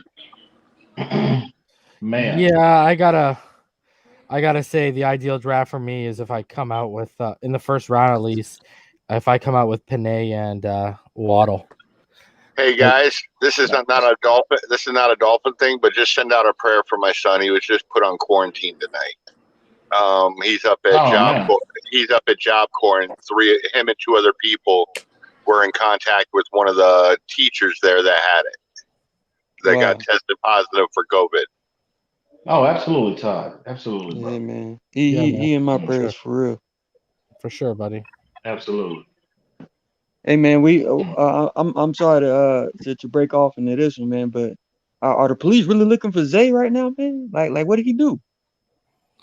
Nothing. It was his boys. So basically, the story is people that are associated with him were basically staying at his former agent's house, and then they ran up on someone and they popped off, and a bullet was sent through a children's playground. Come on, so man. no, but X has been labeled. He's not a person of interest. They just want to talk to him because he knows the people. Yeah. That makes me feel a lot better about everything. Yeah, man. I mean, that's what I let off with today when I was talking about it. It's already been reported that he's not a person of interest. So yeah. I'm not too worried about that. Let's hope it stays that way. For real. What are we going to find out? I don't think he supplied the Thule or anything like that. I mean, I just think, it's a matter of he's getting tied up in it because, now hindsight is 2020, but he idiotically handed the keys over to his agent's house to some obviously unstable people. Yeah, man. And it might be a case that he just doesn't want to snitch now. Of course, yeah. I would think though if they had anything concrete on him, but this would have been an issue, long before now. If they've been trying to reach out to him since June. So if they had something on him, hopefully it stays that way. But I think, yeah, we would have been hearing about this a lot. But let me ask you this, EM. If they reached out to him in June, don't you think the NFL and the Dolphins would have been aware? Yeah. Absolutely. So do you think they would have conducted their own hush-hush investigation on the situation? Definitely. Yeah. But I don't know, man. Hopefully, nothing surfaces and that's linking him to any kind of, criminal activity. But man, you gotta X, or not just him, but just players in general, bro. You just gotta be, you worked yourself almost to death to get out of those type of negative environments, bro. And I just don't understand why guys just want to continue to attach themselves to that world, bro. You trying to get out. Everybody in that situation is trying to get out. And you finally make it. Guys finally make it. And then they want to, in some way, shape, or form, it's like they want to hang on to that, bro. I get you want to take people with you. You know what I mean? That helps you get to your point. Family members, close friends. I get all of that. But if people are not moving in the same direction as you, bro, it's just not worth keeping them around, especially when they're engaging in, activities like this, bro. So you just got to be a little smarter than that. Let me ask you, well, I mean, it goes back to the old adage, right? Sometimes you can take them out of the hood, but you can't take the hood out of them, right? Yeah, that's So, true, bro. It's very true. True, bro. let me ask you this. Is the timing of all this coming out quite curious, considering we might be at a financial contractual stalemate with the guy? That ran through my mind. That ran through is my mind. interesting reason. That is interesting, bro. I thought about this earlier. I said, this has been an issue since June. Nobody heard this. Nobody knew. Nobody heard anything about this particular case. So now all of a sudden he's starting. He wanted to ask money, and now this story surfaces. I don't know, man. It definitely raising an eyebrow for sure. Yeah, I mean, like, and if this came out of, if this story basically got pushed forward and the Dolphins had something to do with it, I don't know about that. That's playing dirty, man.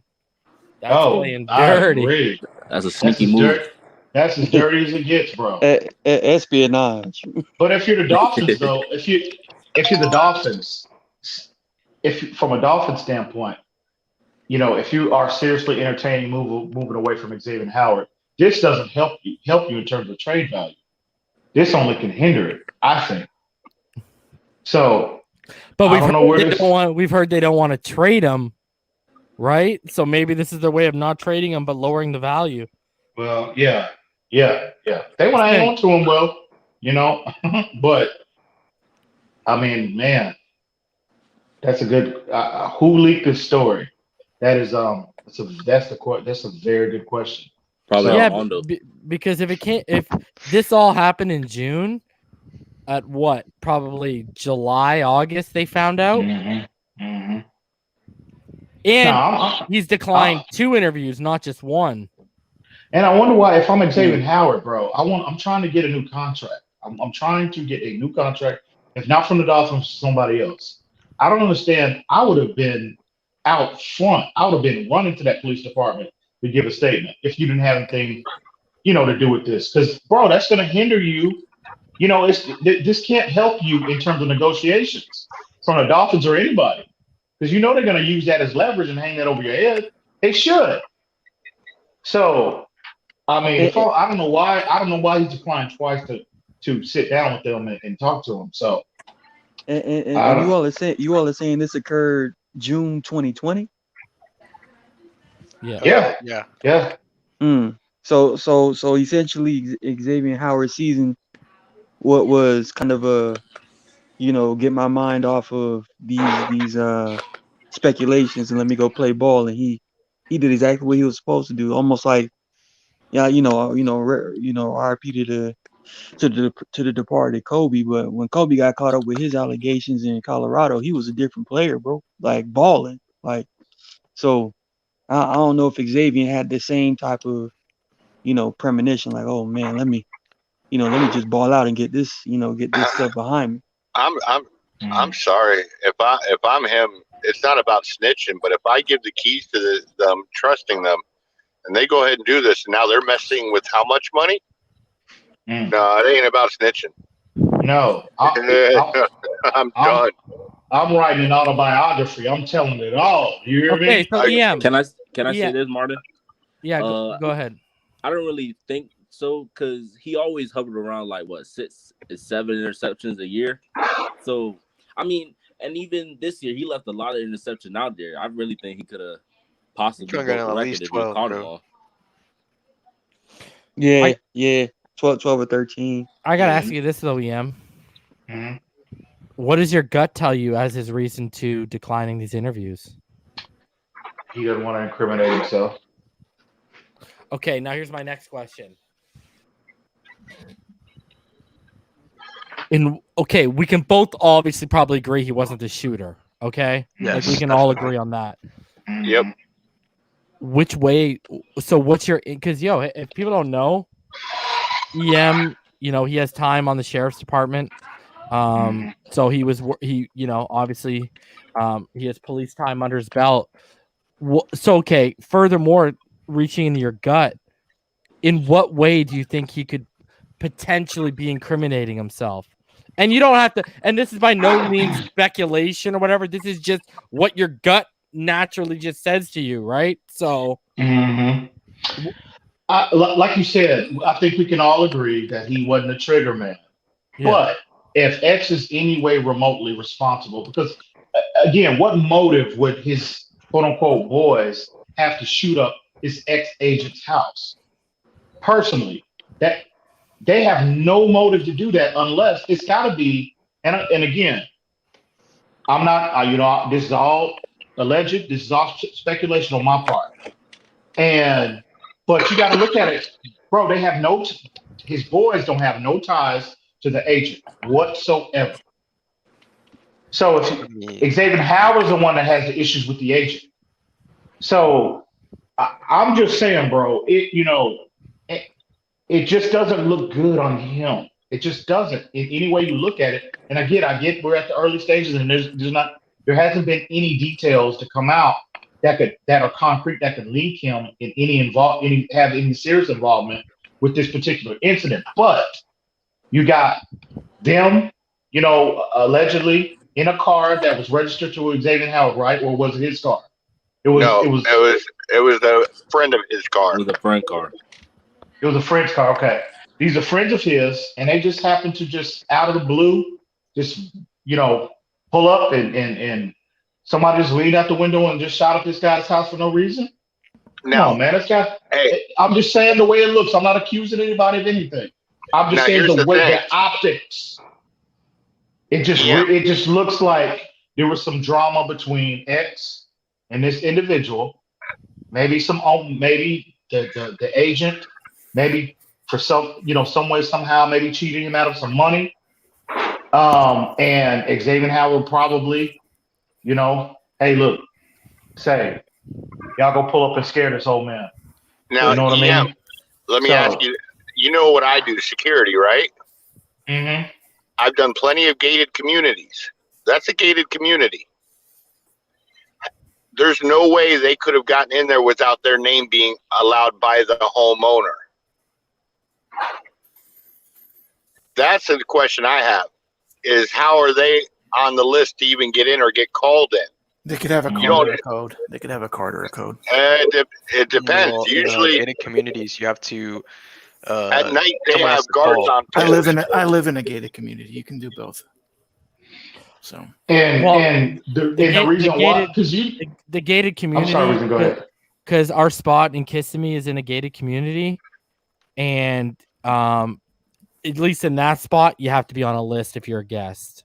Well, I was going to say, this guy's not a broke guy. He's not going to be at one of those where the gates just open and close for anybody if you have a password. You have to. They usually stay at a place where there's a guard in a gatehouse sitting at the front entrance, letting you in. Well, yeah, because I would imagine the agent is living in quite the upscale gated community. That's what I'm saying. You know what I mean? My thing is, what if X introduced them and they were doing their own business deal? You never know. That's a good point too.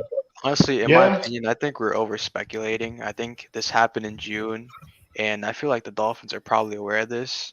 And if this was actually an issue, I feel like they would have done something about it in June. But you notice that they was wait, hold on. What could they have done? See, this is the problem I have is that your name on a police report is no small thing. Okay, it's not a small thing. Okay, the police officer or the sheriff has to give an answer for that name. Okay, that has to be answered. If not, that police officer has to answer why not, because this could turn into something nothing or turn into something that is something. I have no idea. The story to me is the timing. The timing is the whole damn story to me. Well, issue was this happened in June. I'm sorry. Go ahead. Go ahead, Ian. Go ahead. No, I was going to say the big issue for me is why isn't Xavien Howard talking to them when they reached out to him twice? That's the issue with me. And going off of that, EM, here's the further issue with that. If it was just him giving the keys and saying, "Yo, go hang out or go do whatever," the hell he got to hide, bro? Exactly. That's what I'm saying, bro. That's what I would go interview the guy and be like, "Yo, yeah, I connected them with him, but that's as far as my involvement goes. I'm out." And I would be showing up at my lawyers, and my lawyers would be relaying that message for me. Well, they And obviously yeah. have video. They And- obviously have and- video. They obviously And have video. you're in the midst. You're in a contract here. You're trying to get paid, bro. So anything I can do in my power to pour cold water on my involvement with this situation, I am doing it. I am running there to do that. I don't understand. They reached out to you twice, homie, and you turned a deaf ear. That does not look good, bro. EM, you're my boy and all that. We've talked a lot. But you go do something stupid and it's going to cost me money. I'm sorry, you're taking the fall for what you did because that was stupid. Oh, absolutely. You know, absolutely. You know what I mean? That goes. I'm not going to lose out on an extra $4 million a year because you did something stupid. Absolutely. Money talks, bullshit walks, right? If you've done nothing wrong, if you've done absolutely nothing wrong, I just don't get why not go talk to him. So why did he fire the agent after this happened? That's another thing too. Okay, this is my When thing. did he fire the agent? After, and then when did the leak come out about? The whole thing is just kind of like a big brew of information. Is it He true? fired him at the beginning of the offseason, I'm pretty Yeah, sure. he fired him 3 months later. Yep. I don't know, man. And his camp cited it was because of the leak earlier in the season, but I don't know. It's just a weird situation, man. It is. Why are we hearing about it in It is. February? About the Dolphins. How do we not know they knew something like this was about to, happen, and that's why they were filling offers earlier in the season with us. True, but I feel like if it was a big problem, they would have done something more about it. Well, no, the Yeah. investigation can't move forward until obviously they talk to everyone. So there's nothing to act upon yet. That's the point I'm trying to get across. But if they really had that high level of interest in Xavien Howard, trust me, they would have put the full court press on him. You would Come think, on now. right? Just You reached would out think. to him twice. Yep. Oh, let absolutely. me ask the question. Absolutely. Let me ask the question. Have any of his boys been arrested?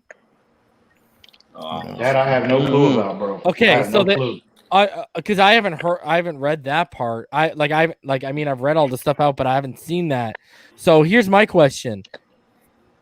Okay, they know a bullet went through a playground, so they know a shot was fired. I'm pretty sure they know what car the shot was fired. I'm super surprised that they haven't even made arrests just to try and shake someone down, because if they know what car the shot came from, they know who it's registered to, and then they know on top, because Rhino's probably right. Not probably. He is. Well, I got to say probably because we don't know the area. But I'll say Rhino's 99.9% right. There's probably freaking cameras around. Yeah. So here's my question now. Why?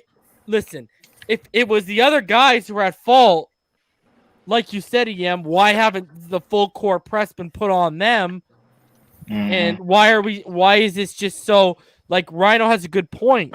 Why is this gone stagnant all because X hasn't been talked to? I have one idea why, and this is off base a little bit. We have to remember what was going on last year at this time in the entire country. And there could be that part of it that there isn't enough.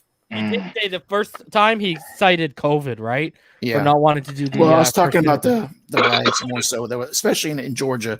There was a lot of stuff going on in Georgia. So But even in the midst of COVID, if they had something concrete on him, if he was really that, if they really had that kind of interest in him, a high level of interest, no, COVID would not prevent a law enforcement agent from going and knocking on somebody's door and, look, as opposed to just like, oh, well, we're reaching out to him. We would like for you to come in and talk to us. No, they would have been knocked. They would have kicked his door in and brought him down themselves. So that's, hopefully it stays that way. Hopefully no other details surface linking X. And I'm thinking about X the person, because this just doesn't look good, bro. It don't look good. Especially when 2 years ago we got into domestic over a handbag. Yeah. Right. Girl. Again, back-to-back years, you in trouble with law enforcement. It just don't look good, bro. And if he's anywhere involved in this, he's now between the domestic and this. There's no escaping the picture they're going to paint of you as a violent offender. And And that'd be the worst thing because now we're gonna have to cut him and get nothing for him. Nothing for him, I know. But I'm gonna say this though. I'm gonna have to sit down and see that they're gonna have to show me video footage of Xavien Howard leaning out the window with the gun shooting across this playground. Oh, he didn't do that. No, you know you I'm sound like telling you him. now. You know what you sound like him. I'm not Xavien Howard, No, bro. you sound like that Chappelle show. Remember that Chappelle show skit where Wayne it was Brady. No, not the Wayne Brady one. Remember Oh, when they were okay, going okay. through all the court trials and they're talking about like, do you guys remember that one where like they bring up Beretta and he's like, "Yo, Beretta did that shit," but he's like, but like Michael Jackson, he makes like every excuse for like when they're like, what do you have to say? What do you have to say about the fact that all of these people have described Michael Jackson's penis to him, and he's like, "Well, sir, I have never seen or touched Michael Jackson's alleged penis, but I'm guessing there's a shaft, there's some hair, there's some balls, and there's the little fairy dust sprinkled on it." And they're like, Fairy dust. You're exactly right? So anyways, what he's talking about, at one part he's talking about is what you just reminded me of is the R. Kelly part. You know how the R. Kelly pissing on underage girls? Oh God. He's like, I need to see video footage of the girl getting pissed on while she's holding up her ID and her grandma's in the room pointing out to her that you need X busting up the window holding up his driver license and his grandma in the back seat saying, "Yo, it's X, it's X." Bro, I'm gonna have to see him leaning out the back window, bro, with that chopper, shooting them, busting them caps across the damn playground. Other than that, if I'm Chris Greer, Brian Flores, other than that, I don't want to talk to you. X will be on this. He will be on this scene. Hey, let me ask, if he's cleared from this within the next couple of weeks, do you just wash your hands of it and trade him? I don't. No, not It's if all it's about clear. money. It's all about money with him. What he wants. Well, Yeah. well. Oh, here I we think go. if The the Caleb Dolphins- Farley theory is about 10 times. No. I think if the Dolphins already are like. I mean, granted, this situation cannot help, but I think the Dolphins they're already preparing themselves. I think they really would entertain a trade for Xavien Howard. It just makes too much sense. The timing. You know what I mean? And we talked about it. So this situation is not helping. Obviously, it won't help him. But I think the Dolphins I think they made their minds up if they want to move away. Hey, you'd save enough money to pay for Lindsey's contract. Yeah, Yeah. you get, Hey, guys, you get at the- capital back. At the time that we drafted Noah Igbenogany, it didn't make any sense. Why would we draft him at that time? Maybe we were foreseeing that we could have some issues with X, so we need to draft a corner. I don't know. That's just something that I thought at the time. I think that's a strategy from day one. It's just these off the field issues just been popping up.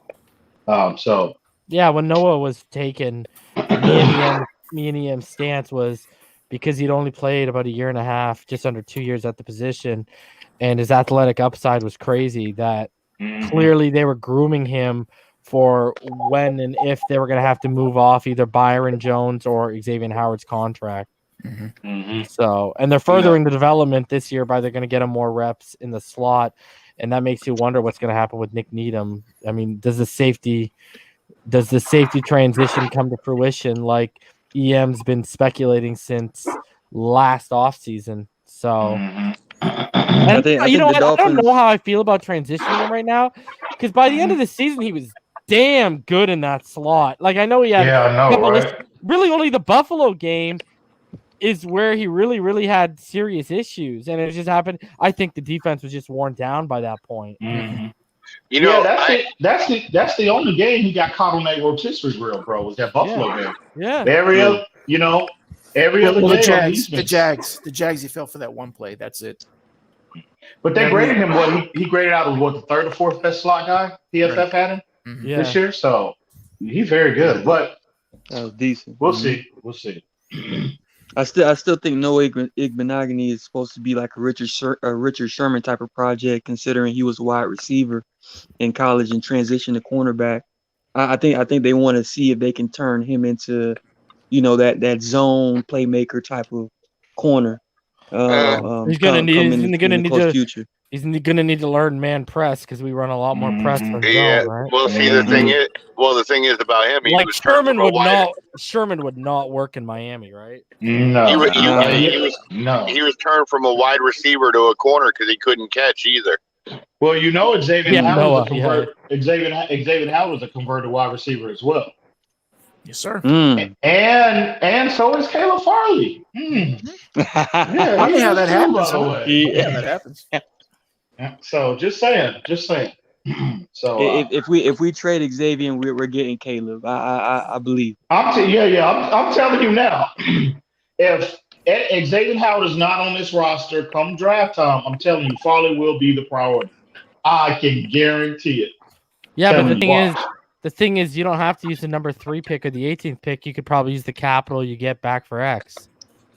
Yeah. True. Yep. Because I'm telling you, they're going to target a team high up.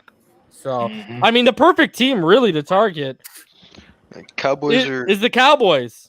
Or the Broncos. Yeah, definitely. Or Denver as well. Denver might be more. Or the Panthers if they miss out on a quarterback. Yeah. Look at Derek Brown, Yuta Gross-Matos, Burns. They added Jeremy Chin. You had X. All of a sudden, Jeremy Chin and X Manning. That secondary sounds pretty damn good. What would it take for you to take a late first round pick to make the trade for X? What else would you have to get?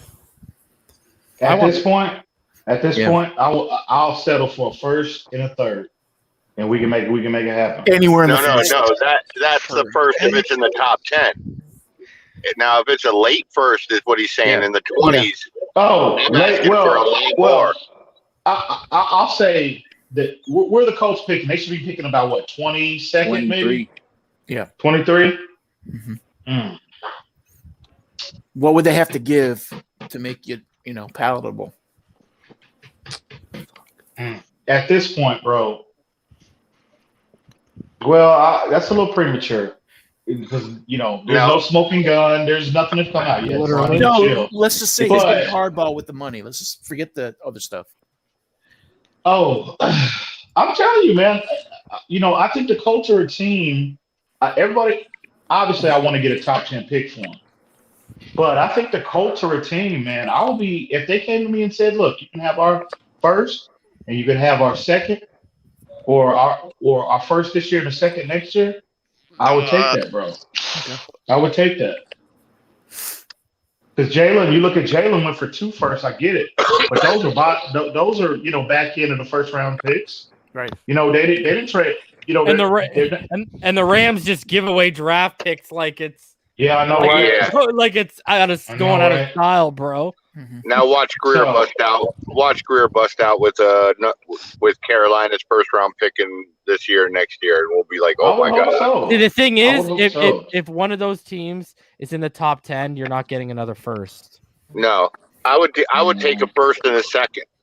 I'd be happy with a first and a second, buddy. I'd be happy if it's a top 10. Give me the first and a third. I'm good, bro. Yeah.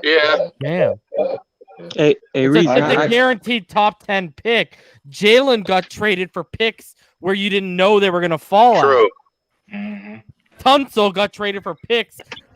Listen, when they traded for Tunsil, did we really think 2 years, the last year of the trade, we'd get the number 3 pick? No one would have said that. We would have been like, okay, at worst, we would have been in the mid-teens because they would have just missed out on the playoffs. Yeah. You know what I mean? Like, that's my thing. And I'm telling you, I get Denver because, they got to re-sign Justin Simmons. Again, like Carolina, you pair him with the safety there, and you got a stellar secondary. But I'm telling you, I think because, guys, Jerry Jones loves names, and he loves superstars.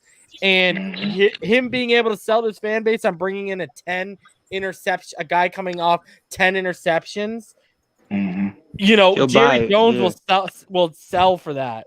Yeah. He would say we got X for Jones. Basically, man, I would hate seeing X in a Cowboys jersey. Oh my gosh, I would too. That would kill me. Hey, I wouldn't if it gave us a number 10 pick. Yeah. Yeah, and EM would be over real quick when Farley's on the back of it. I know, right? Because here's But the thing. Here's the Dallas thing. is, something reason I think you might be onto something with Dallas because He's from Houston Dallas too, right? he's from Houston, but also they transitioned from a 4-3 zone-based team to a 3-4 man-based team last year, so they need man corners, bro. So and their other selling just point saying. could be we got X paid here, but on the other side we got Trevon Diggs on a rookie contract. Even though I'm not a huge Trevon Diggs fan, so you know what I mean, and that'll also help Trevon Diggs' growth and development. Oh yeah. He was hard. He was horrible last year. Yeah, I was not a fan. He had a rookie season. Yeah, he that'll struggled. definitely help. That'll definitely help him. Hey, Reason, so- I kind of came on late for the stream. Did you talk about Cornell Powell from Clemson? Did you mention him? What, the receiver that was working out with Trevor Lawrence? Yeah. Like, what are your thoughts on Cornell? Because I think he might be one of those like sleeper wide receivers that could fall. He's going mid to late day 3, bro. Mm. I heard some Chargers fan because the Chargers and the Dolphins fan get into it on Twitter all the time. Oh God. Some Chargers fan was trying to say, "Oh, we had scouts in attendance because someone brought up because they were trying to say, "Oh, why did you have scouts in attendance for Lawrence if you weren't on Tua?" And they're like, you had scouts in attendance." And they're like, "Oh, we were there for Cornell Powell."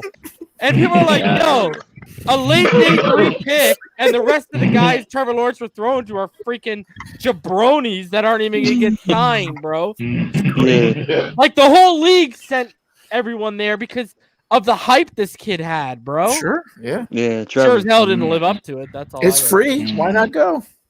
Yeah, look at this guy. I mean, 5 years from now, he could be a free agent. I mean, No. why not? I mean, was Brian Flores and Chris Gear, our scouts, standing next to Urban Meyer, who was like 5 yards away from Trevor Lawrence? No. You know what I mean? So talk to me when that happens. These guys are idiots, bro. Like, everyone and their mother knows he's not going to drop pass too. So, I mean, like, come on. Unbelievable. The Chargers fan base is Because really. the words starting to come out. Not just one, multiple teams have Zach Wilson over Trevor Lawrence right now. I was just gonna ask you. I was just gonna ask you your opinion. What do you think? What does your gut tell you? Is that a realistic look at possibility? his bro? face. I don't think What do it's gonna happen. But you want me to go on record and say it? Mm-hmm. I wouldn't be surprised if Zach Wilson's a better player in the long run. I think You know what some scouts are saying right now, like NFL scouts, the way he throws off platform, his ability to extend plays, and the guy can make any throw on the field.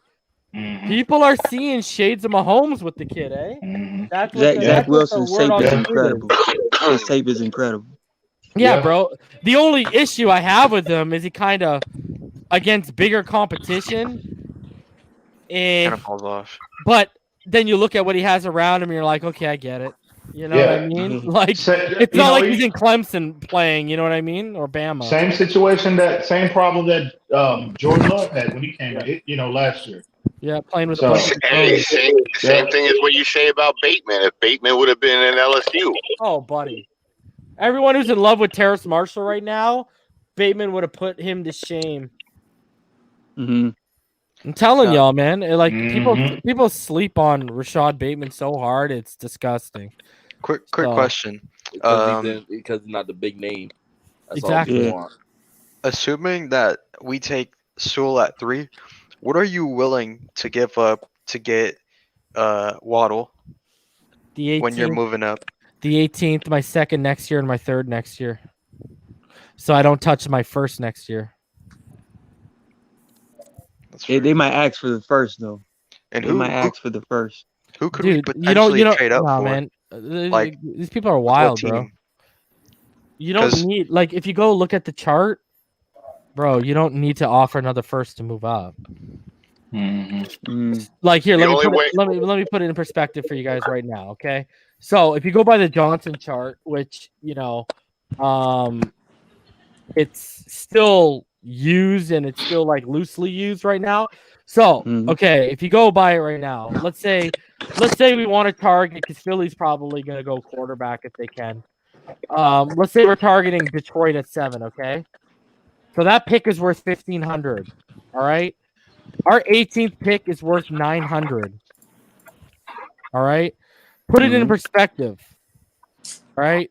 The 36th and the 50th are worth another $940.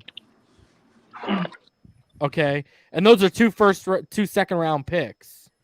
So I'm just sitting here saying, you put that second in the range of it's going to be worth about 400 points. Now you're at 1,300, and their pick's worth 1,500 points. So for example, our 81st pick, that's worth just under 200 points. But what teams are willing to trade down to 18 though? Detroit. They need lots of picks. Yeah, but Detroit needs a wide receiver badly. They can get it at But 18. this is a deep pick, and they're in the same rebuild mode we were just in. They're about accumulating picks right now, Detroit. Detroit can go, okay, we can move back to 18, get Bateman, and get 2 more picks next year. We're happy. And then you look at Philadelphia. If Justin Fields is gone, they're not going to probably reach on Trey Lance that high. Not going to take a wide receiver because he's throwing the football to him, not Jalen Hurts. And they've already said they want to bring a quarterback in for competition. So they could fall back to 18 and try and target Trey Lance. I'm hearing though San Francisco really like Trey Lance, bro. I'm hearing J.C. Horn. They want whatever top corners left. Between Farley and, because basically what I heard, because they were really tied to Watson, right? And from what I heard that came out of their camp was the only quarterback they're willing to make a move for this offseason is Deshaun Watson. Otherwise, they think they can win with Jimmy. Well, So they're take wrong. that for what they take that You for know, what I it can, is. I Good luck can, with I that can, one. Well, you know why they can see- believe that? Because they got to a Super Bowl with them, right? Yeah. I think San Fran would be happy with Surtain though too, because he's more of his own corner.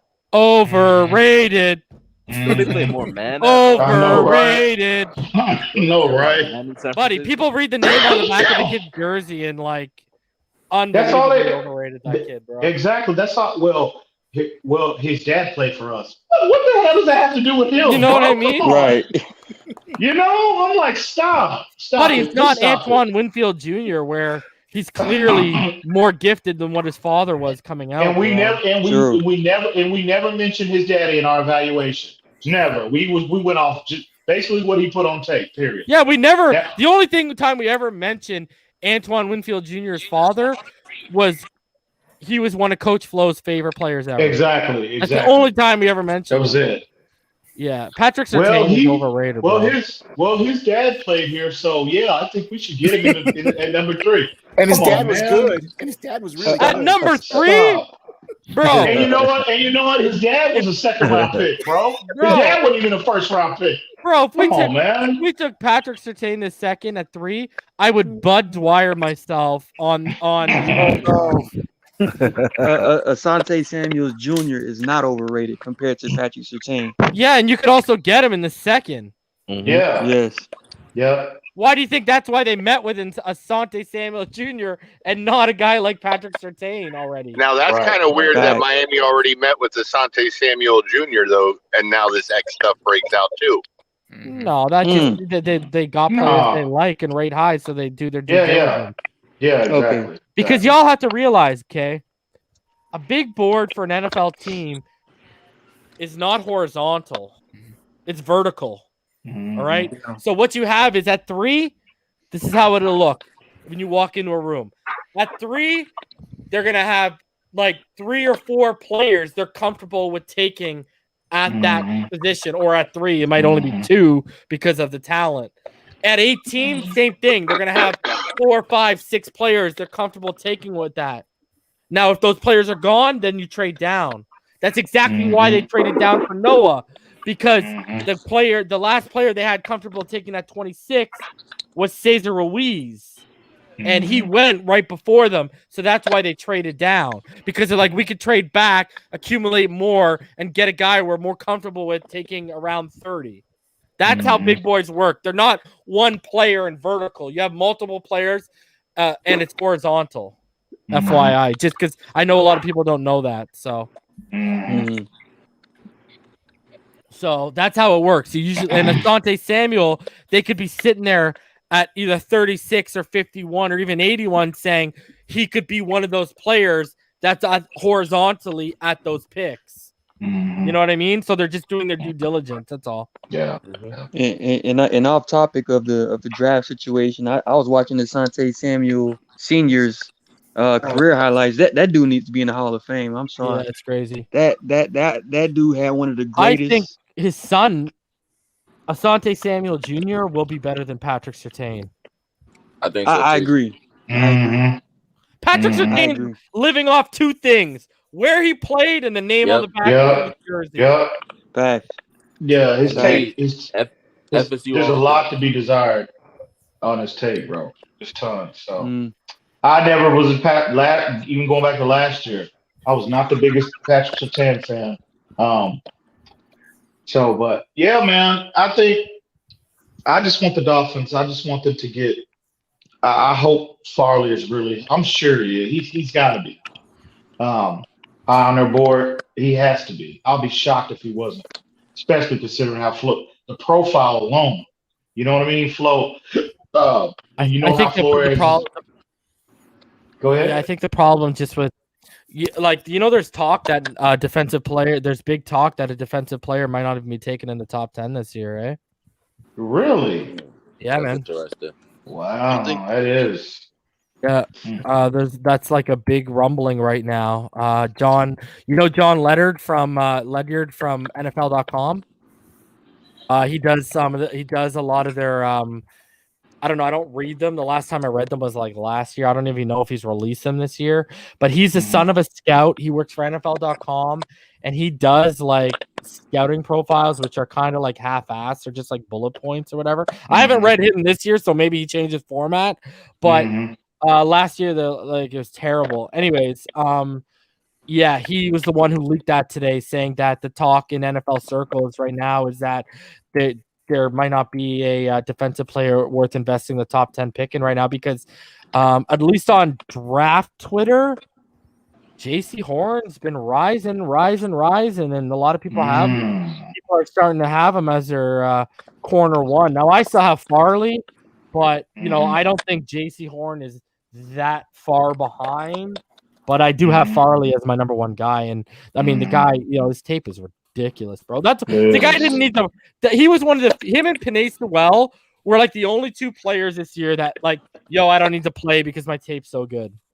I know, you know what I mean? Like I know, right? So that's special, man. That's interesting though. They're saying now a defensive player is going to is not going to go in the top 10 this year. Especially considering how good Kwity Paye was. And I kept telling people last year, right? I kept telling people last year because everyone's was on this Gregory Rousseau train heading in. That thing has sure gone off the rails, minus like a few people. And I kept telling people that kid's like such a project or whatever.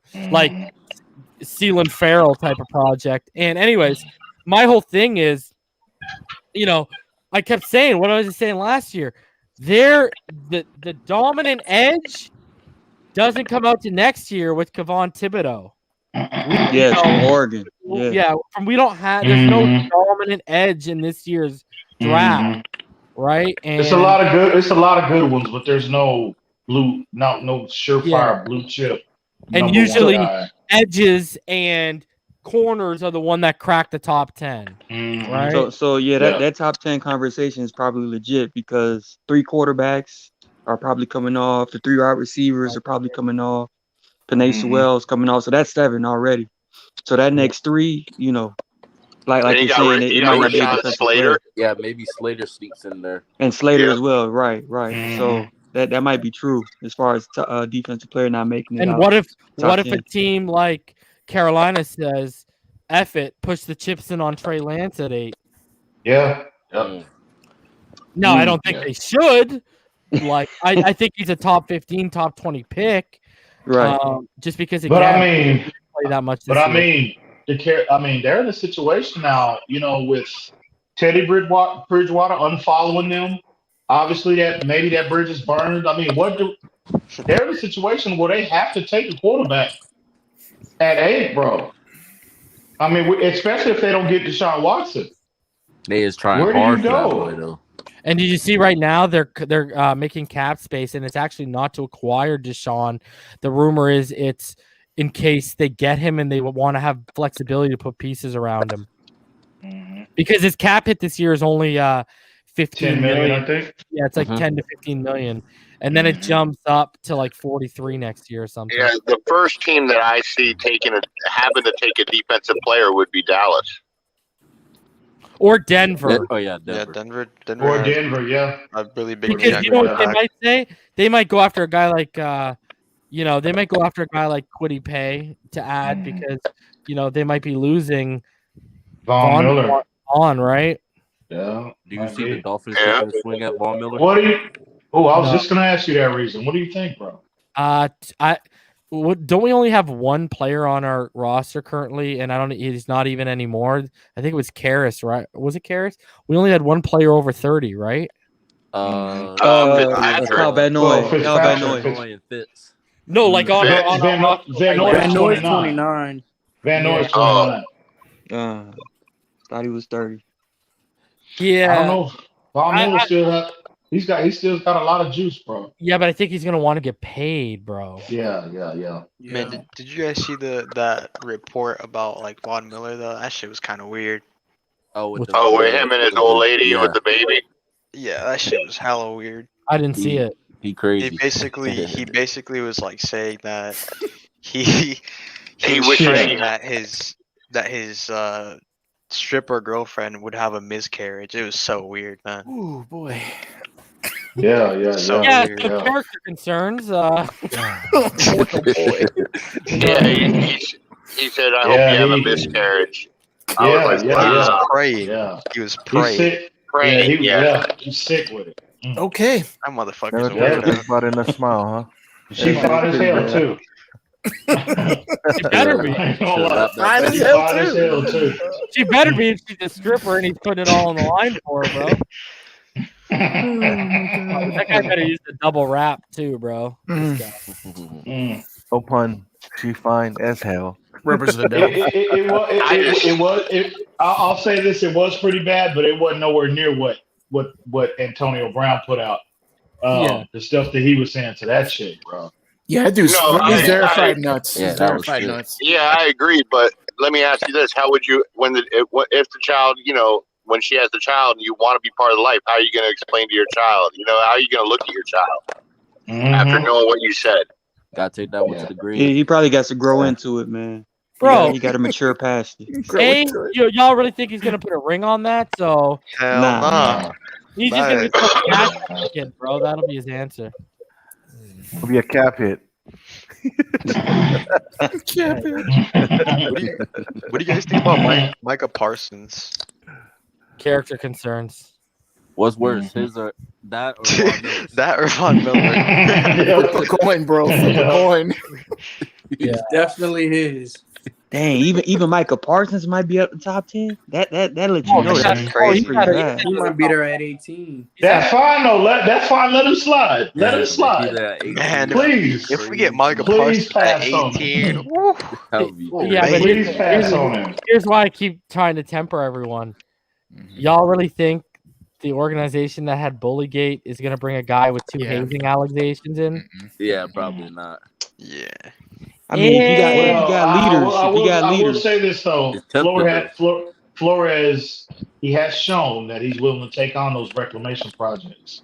Those character concerns. Like look Yeah. at Preston Williams, just to name a couple. He's the type of guy to give you a second chance. What was that running back from Miami? Yeah, last year. Mark Walton. Mark Walton. Mark Walton. Yeah, but you know what? So- All those things, they weren't settled yet. Those were open ended. Their situation. So I don't know. That thing with Parsons seems a little. Now, see, Parsons would be a good fit. I don't He'd be even a know good the fit in details, Denver. bro. Yeah, I'm they're still trying to find out what happened, bro. Google, bro. It's there. It's awful. It's bad, EM. The It's reason bad. why I have interest Parsons It was crazy. is I hear this nonsense out here on podcasts or whatever. Are people comfortable paying this guy paying Jerome Baker 14 to 15 million? Are you crazy? Oh, no. absolutely not. Man, Come on, man. Paul on the fin side. Come on. Paul, man, personally, I love you, bro. I don't. But Great don't. guy. He's a great guy. I don't. But but- go ahead. I'm sorry, Reason. But when they asked you who you'd rather re-sign between Ogba and Baker, and I forget who the other one was, and you didn't hesitate and said Baker at like a 15 million tag. I'm not surprised. I'm not surprised by that buffoonery. Usually, Not I the least bit. would say I want what you're smoking, but I don't do acid or LSD. So you can keep that is fun. You want to, and then I hear the reasoning. Oh, he's the only guy with 100 tackles, and Come on, man. bro, what good is 100 tackles when 75 of them are 5+ yards beyond the line of scrimmage, bro? Come on, He's man. not Ray Lewis. He's And not listen, Ray Lewis. When I did my film breakdown of why he wasn't a Mike, and I said he's best utilized as an off-the-ball blitzing linebacker who can also get it between the tackles and shoot the gaps and blitz.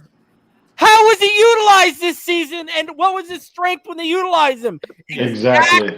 What I said. You want to pay Exactly. a guy whose skill set is that 14? Are you crazy?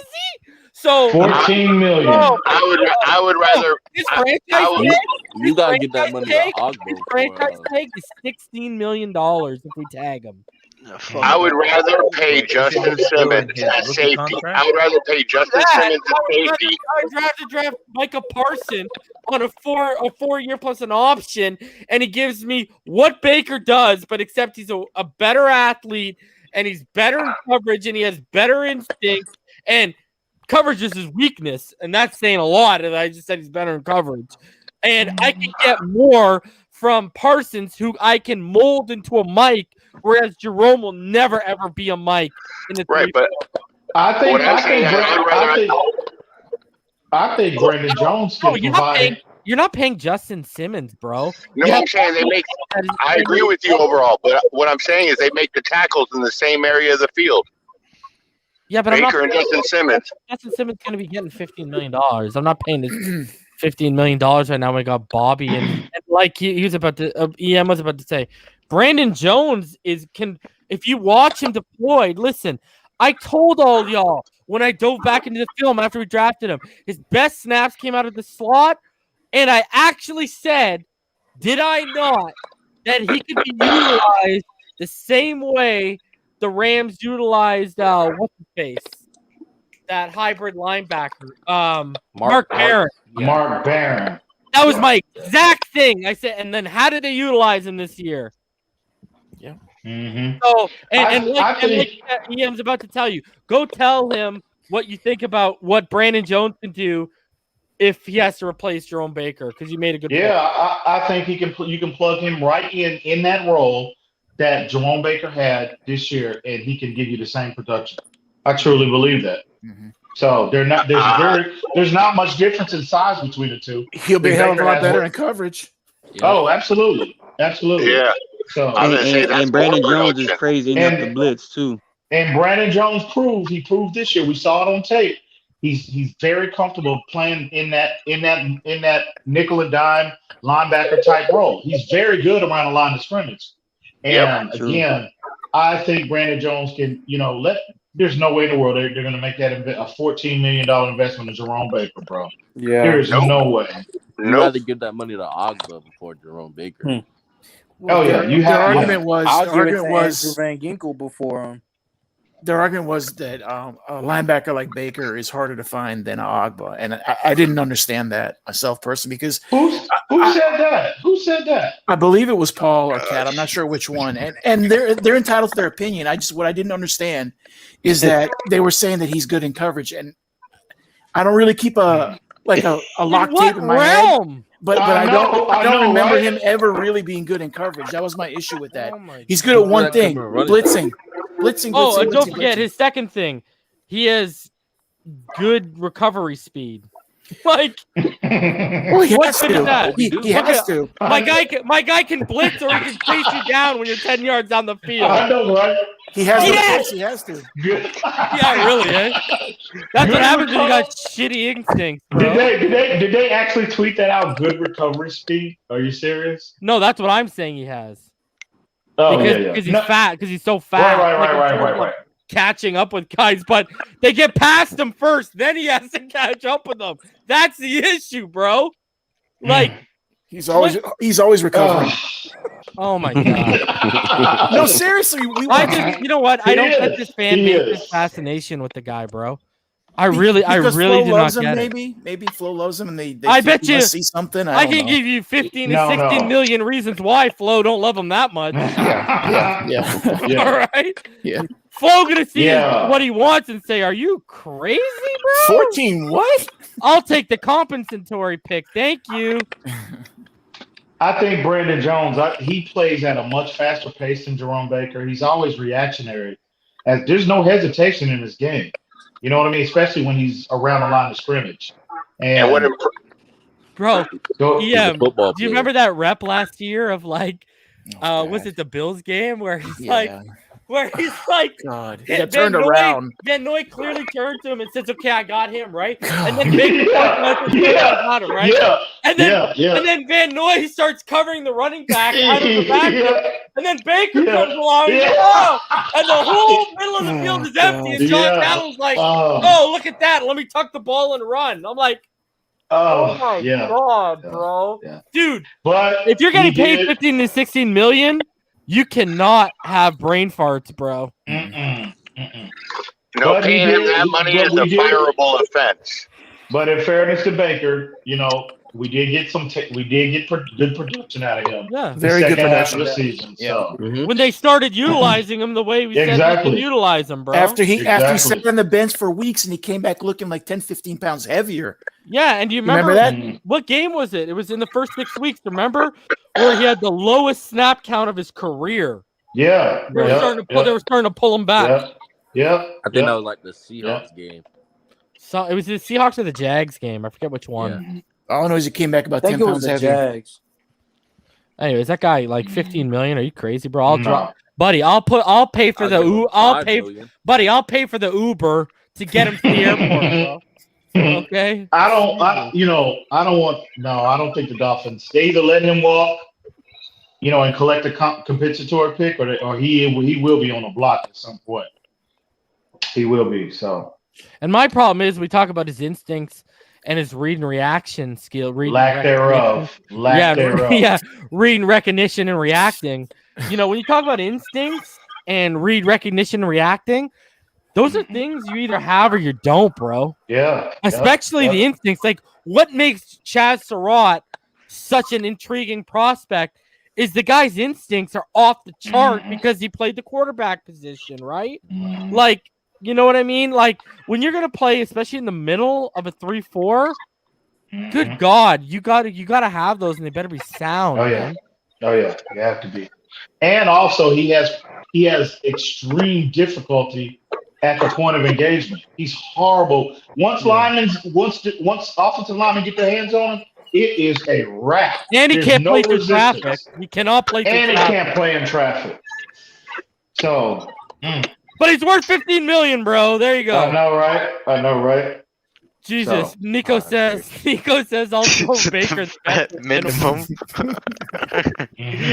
That sounds about right. Here's a good question. Irving asks, Bolton or Collins at middle linebacker. What do you guys think? So Bolton is my man crush, but Xavien Collins is the ideal fit for this defense. He's a prototype. Dante Hightower 2.0. See, I can put subjective opinion aside for objective team fit. I don't let my feelings get in the way. Yo, a quick question. That dude's and I know it's kind of like a beast. I know it's kind of early to say, but going forward, what do you guys think is going to be the identity of the offense? Run heavy. Run base. Quick reads. Yeah, I think run base. In terms play of action base. Yeah, play action. RPO based. A lot of screens, I think, from what I understand, they're still going to be throwing the screens, but obviously new twists, RPO base. I think you're going to see more wider splits. You know what I mean? Like the 3x1 splits are gonna be much wider. I think they're gonna start just not doing motion pre-snap, but I think you're gonna start seeing more motion at the snap. That's why they were looking at that guy for Pittsburgh. You know, bro, what the hell was that guy's name? Matt Canada or whatever? Yeah, Canada. Yeah. No. Canada was KC, right? No, that was Pittsburgh. Yeah, Matt Canada. Yeah. Matt Canada was Pittsburgh. Yeah. Right. Yeah, Pittsburgh, right. Yeah. Did you happen to watch any of Canada's clips when he was an offensive coordinator? It's hilarious, Bro. Like I'm sitting there, I'm watching this, bro. I'm not even lying to you, bro. Check this one out. Check this out, bro. At the collegiate level, by the way. So keep that in mind when you hear the end result. Okay. So it's like a 2x1 split. All right. So this guy, bro, it's 2x1 split, and then and then one inline tight end. Okay. So 11-man personnel, right? I'm listening. Go ahead. Okay. So slot guy, all right? They motion the slot guy, all right, all the way to the other side, all right? So he goes into the slot on the right side. Then this is all pre-snap.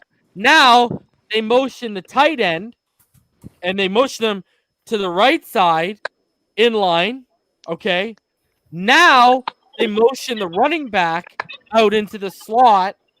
Then they take the boundary guy and they motion him to the right side, far right boundary. So now they've gone all three receivers on the right plus the tight end, and they've moved the back to the left for an empty backfield. Bro, then they motion the running back into the backfield, right? And then it's a fucking power right up the middle for like 8 yards, bro. I'm like, I just sat here and watched like 6 motions in 25 seconds for a power run up the middle. It was like a dive. Like what for 8 yards at the collegiate level, bro? What do you think you're gonna get at the NFL? 2 or 3 yards, maybe, if you're lucky. And who is this? This is Canada. Who is this? Matt Canada, was the guy from Pittsburgh that we were interested in. I was like, good God. Like, no thank you, bro. Because I'm a big proponent of what the Ravens and the Rams do. I like motion at the snap. And obviously, you need motion pre-snap, for zone and man to be recognized. But, man, motion at the snap, there's so many false keys you can set up. And, you can just really start tricking people. So I'm a big proponent of that, man. Like, I think, you see how successful the Ravens offense was.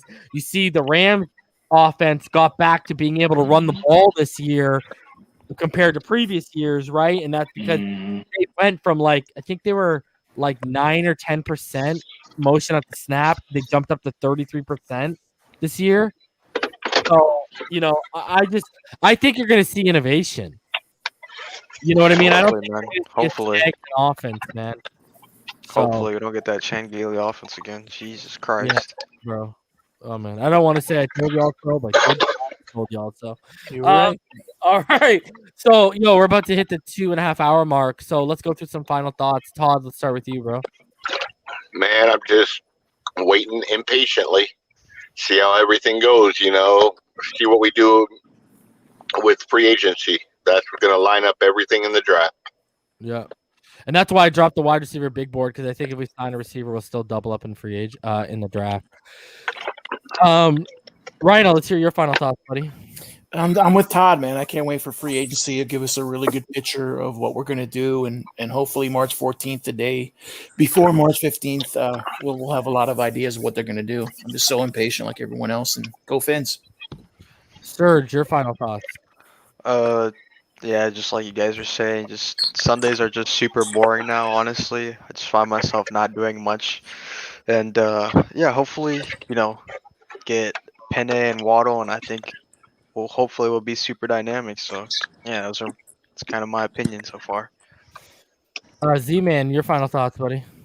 I'm just excited for next season, excited for the draft and free agency. I can't wait to see a year 2 Tua.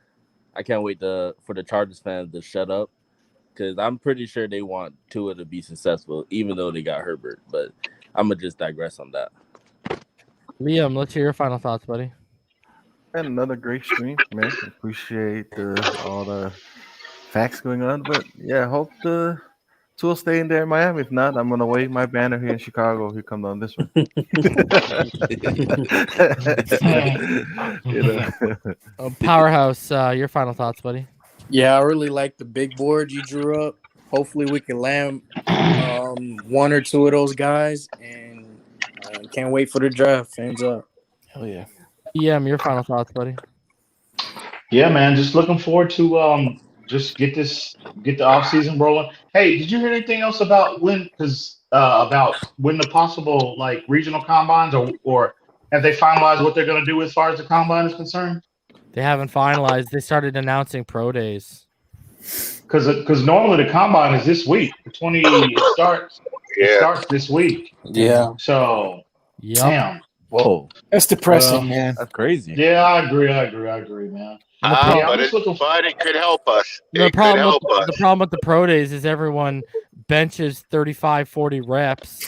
Everyone has a 50-inch vertical, and everyone Everybody runs running 4.32. Yeah, I know, eh? Ridiculous, bro. Hey, but it could help us because we got a good look at a lot of them at the Senior Bowl. Not really.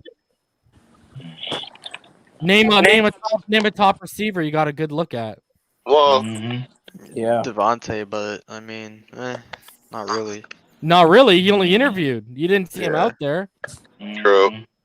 You know, the best running back you saw was Michael Carter. Mm-hmm. The corners were an absolute crap show.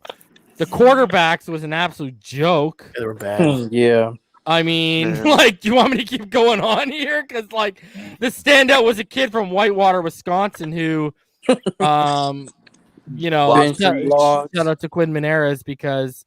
You gonna drop that? You gonna drop it? Yeah, I was texting Quinn Menares. We were talking a couple of days ago, and he'll be joining Finside the NFL after his pro day. Nice. Oh, really? Wow. Yes, sir. That is lit. So shout out to Quinn, man. Because I think he's That's definitely awesome. I think he's gonna be a definite target, and he was the star of the pro day. Sorry, of the Senior Bowl the week. That man balled out. So Look at Reason becoming a celebrity. I know, right? Don't forget about us. Don't forget about us, little people, man. Hey, don't forget about us, All man. I'm saying. Man, Like, screw you guys. Yeah, you gonna do your y'all role acting like I'm about to have, okay. y'all acting like I'm about to have Dan Marino on the show. So, we all start. Where's the line at? So we just start lining up for autographs. Richmond, you're consistently talking to Richmond Webb. That's no slouch right there, buddy. That puts you up there. Yeah. Like one step closer to Dez. One step. Exactly. The best is when I put people on blast and I reference Richmond Webb in it, and then he always comes through and likes the tweet. Yeah. Yeah. That's the best part. Oh my god. So yeah, guys. Hold on a sec. Let me just get rid of someone because I don't have time for casuals that are idiots. Boom. Goodbye, Frank. Yeah, guys. I am gonna be back. It looks like unless something breaks tomorrow, I'm gonna try and come back. Well, I'll be back Wednesday with Matt Valdivinos for sure to break down the NFL draft as well as take a deep dive with him into like Penei Sewell, Rashawn Slater, Darisaw, a bunch of the prospects with the offensive line, as well as the center class too. And then I'm gonna, I'll be back. Yeah, I'll keep you guys updated, and I'll be back either tomorrow or I will be back on Tuesday before the actual show. And then the following week, Dolph Freaky is going to be coming back, and she'll be here on the following Wednesday. Nice. And either this week or next week, I'm going to get out my next big board as well. And another thing I want y'all to do is, all right, calm down there. I'm kind of happy there. There's an owl in Ian's I patio. think I don't know, Ian. What's going on there, bro? That's man. That's my dog. That's my dog, bro. Shut up. Yeah. Another thing I wanted to share, guys, if I know we got a lot of Panther fans, there's some hockey fans out there. Me and my brother, we just dropped episode 1 of Pens and Pucks. We talked about the Penguins, the Florida Panthers, Toronto Maple Leafs, Montreal Canadiens, as well as a bunch of stuff All you got to do is search Pens and Pucks. We should come up, but there's the landing page. Go look for it. We'll be dropping 2 1-hour episodes weekly, as well as a 12 to 15-minute video film analysis breakdown. So, and we'll probably be starting those film not this week, but the following week after. So, yeah, guys, go hit the subscribe button over there. Go show some love. My brother, I had shout out to KL Day. He hit me up. He's like, "Yo, your brother's like the Mr. Ball Game of hockey." So, in case all y'all don't know, my brother, he played. He's a leading scorer in the GTHL, and he quit hockey right before his draft year at the OHL. Since then, he's been head coaching and he's been doing scouting. He was offered multiple scouting positions in the OHL. And if you guys don't know what the OHL is basically the highest level right before you get drafted into the NHL. So go check it out. Our first episode is out. And yeah, man, just go hit that subscribe button, show some love, show some support. All right, guys. Apparently, there's another exciting episode of TD Foolish Talk is on right now. Oh yeah. Maybe we should go say hi. That's what I'm thinking, bro. Let's go say hi. Yeah, we'll see what's up. All right, so guys, I will be back Wednesday, but I will be back either tomorrow or Tuesday as well, and we'll keep it rolling. All right, guys. So until then, I'll keep y'all posted. Follow me on Twitter at @the_real_reason. And you could also follow at Finside the NFL for the updates of when we'll be going live next. All right, guys. Until then, y'all already know what time all it is. day, every day, baby. All day, every day. Y'all be safe out there.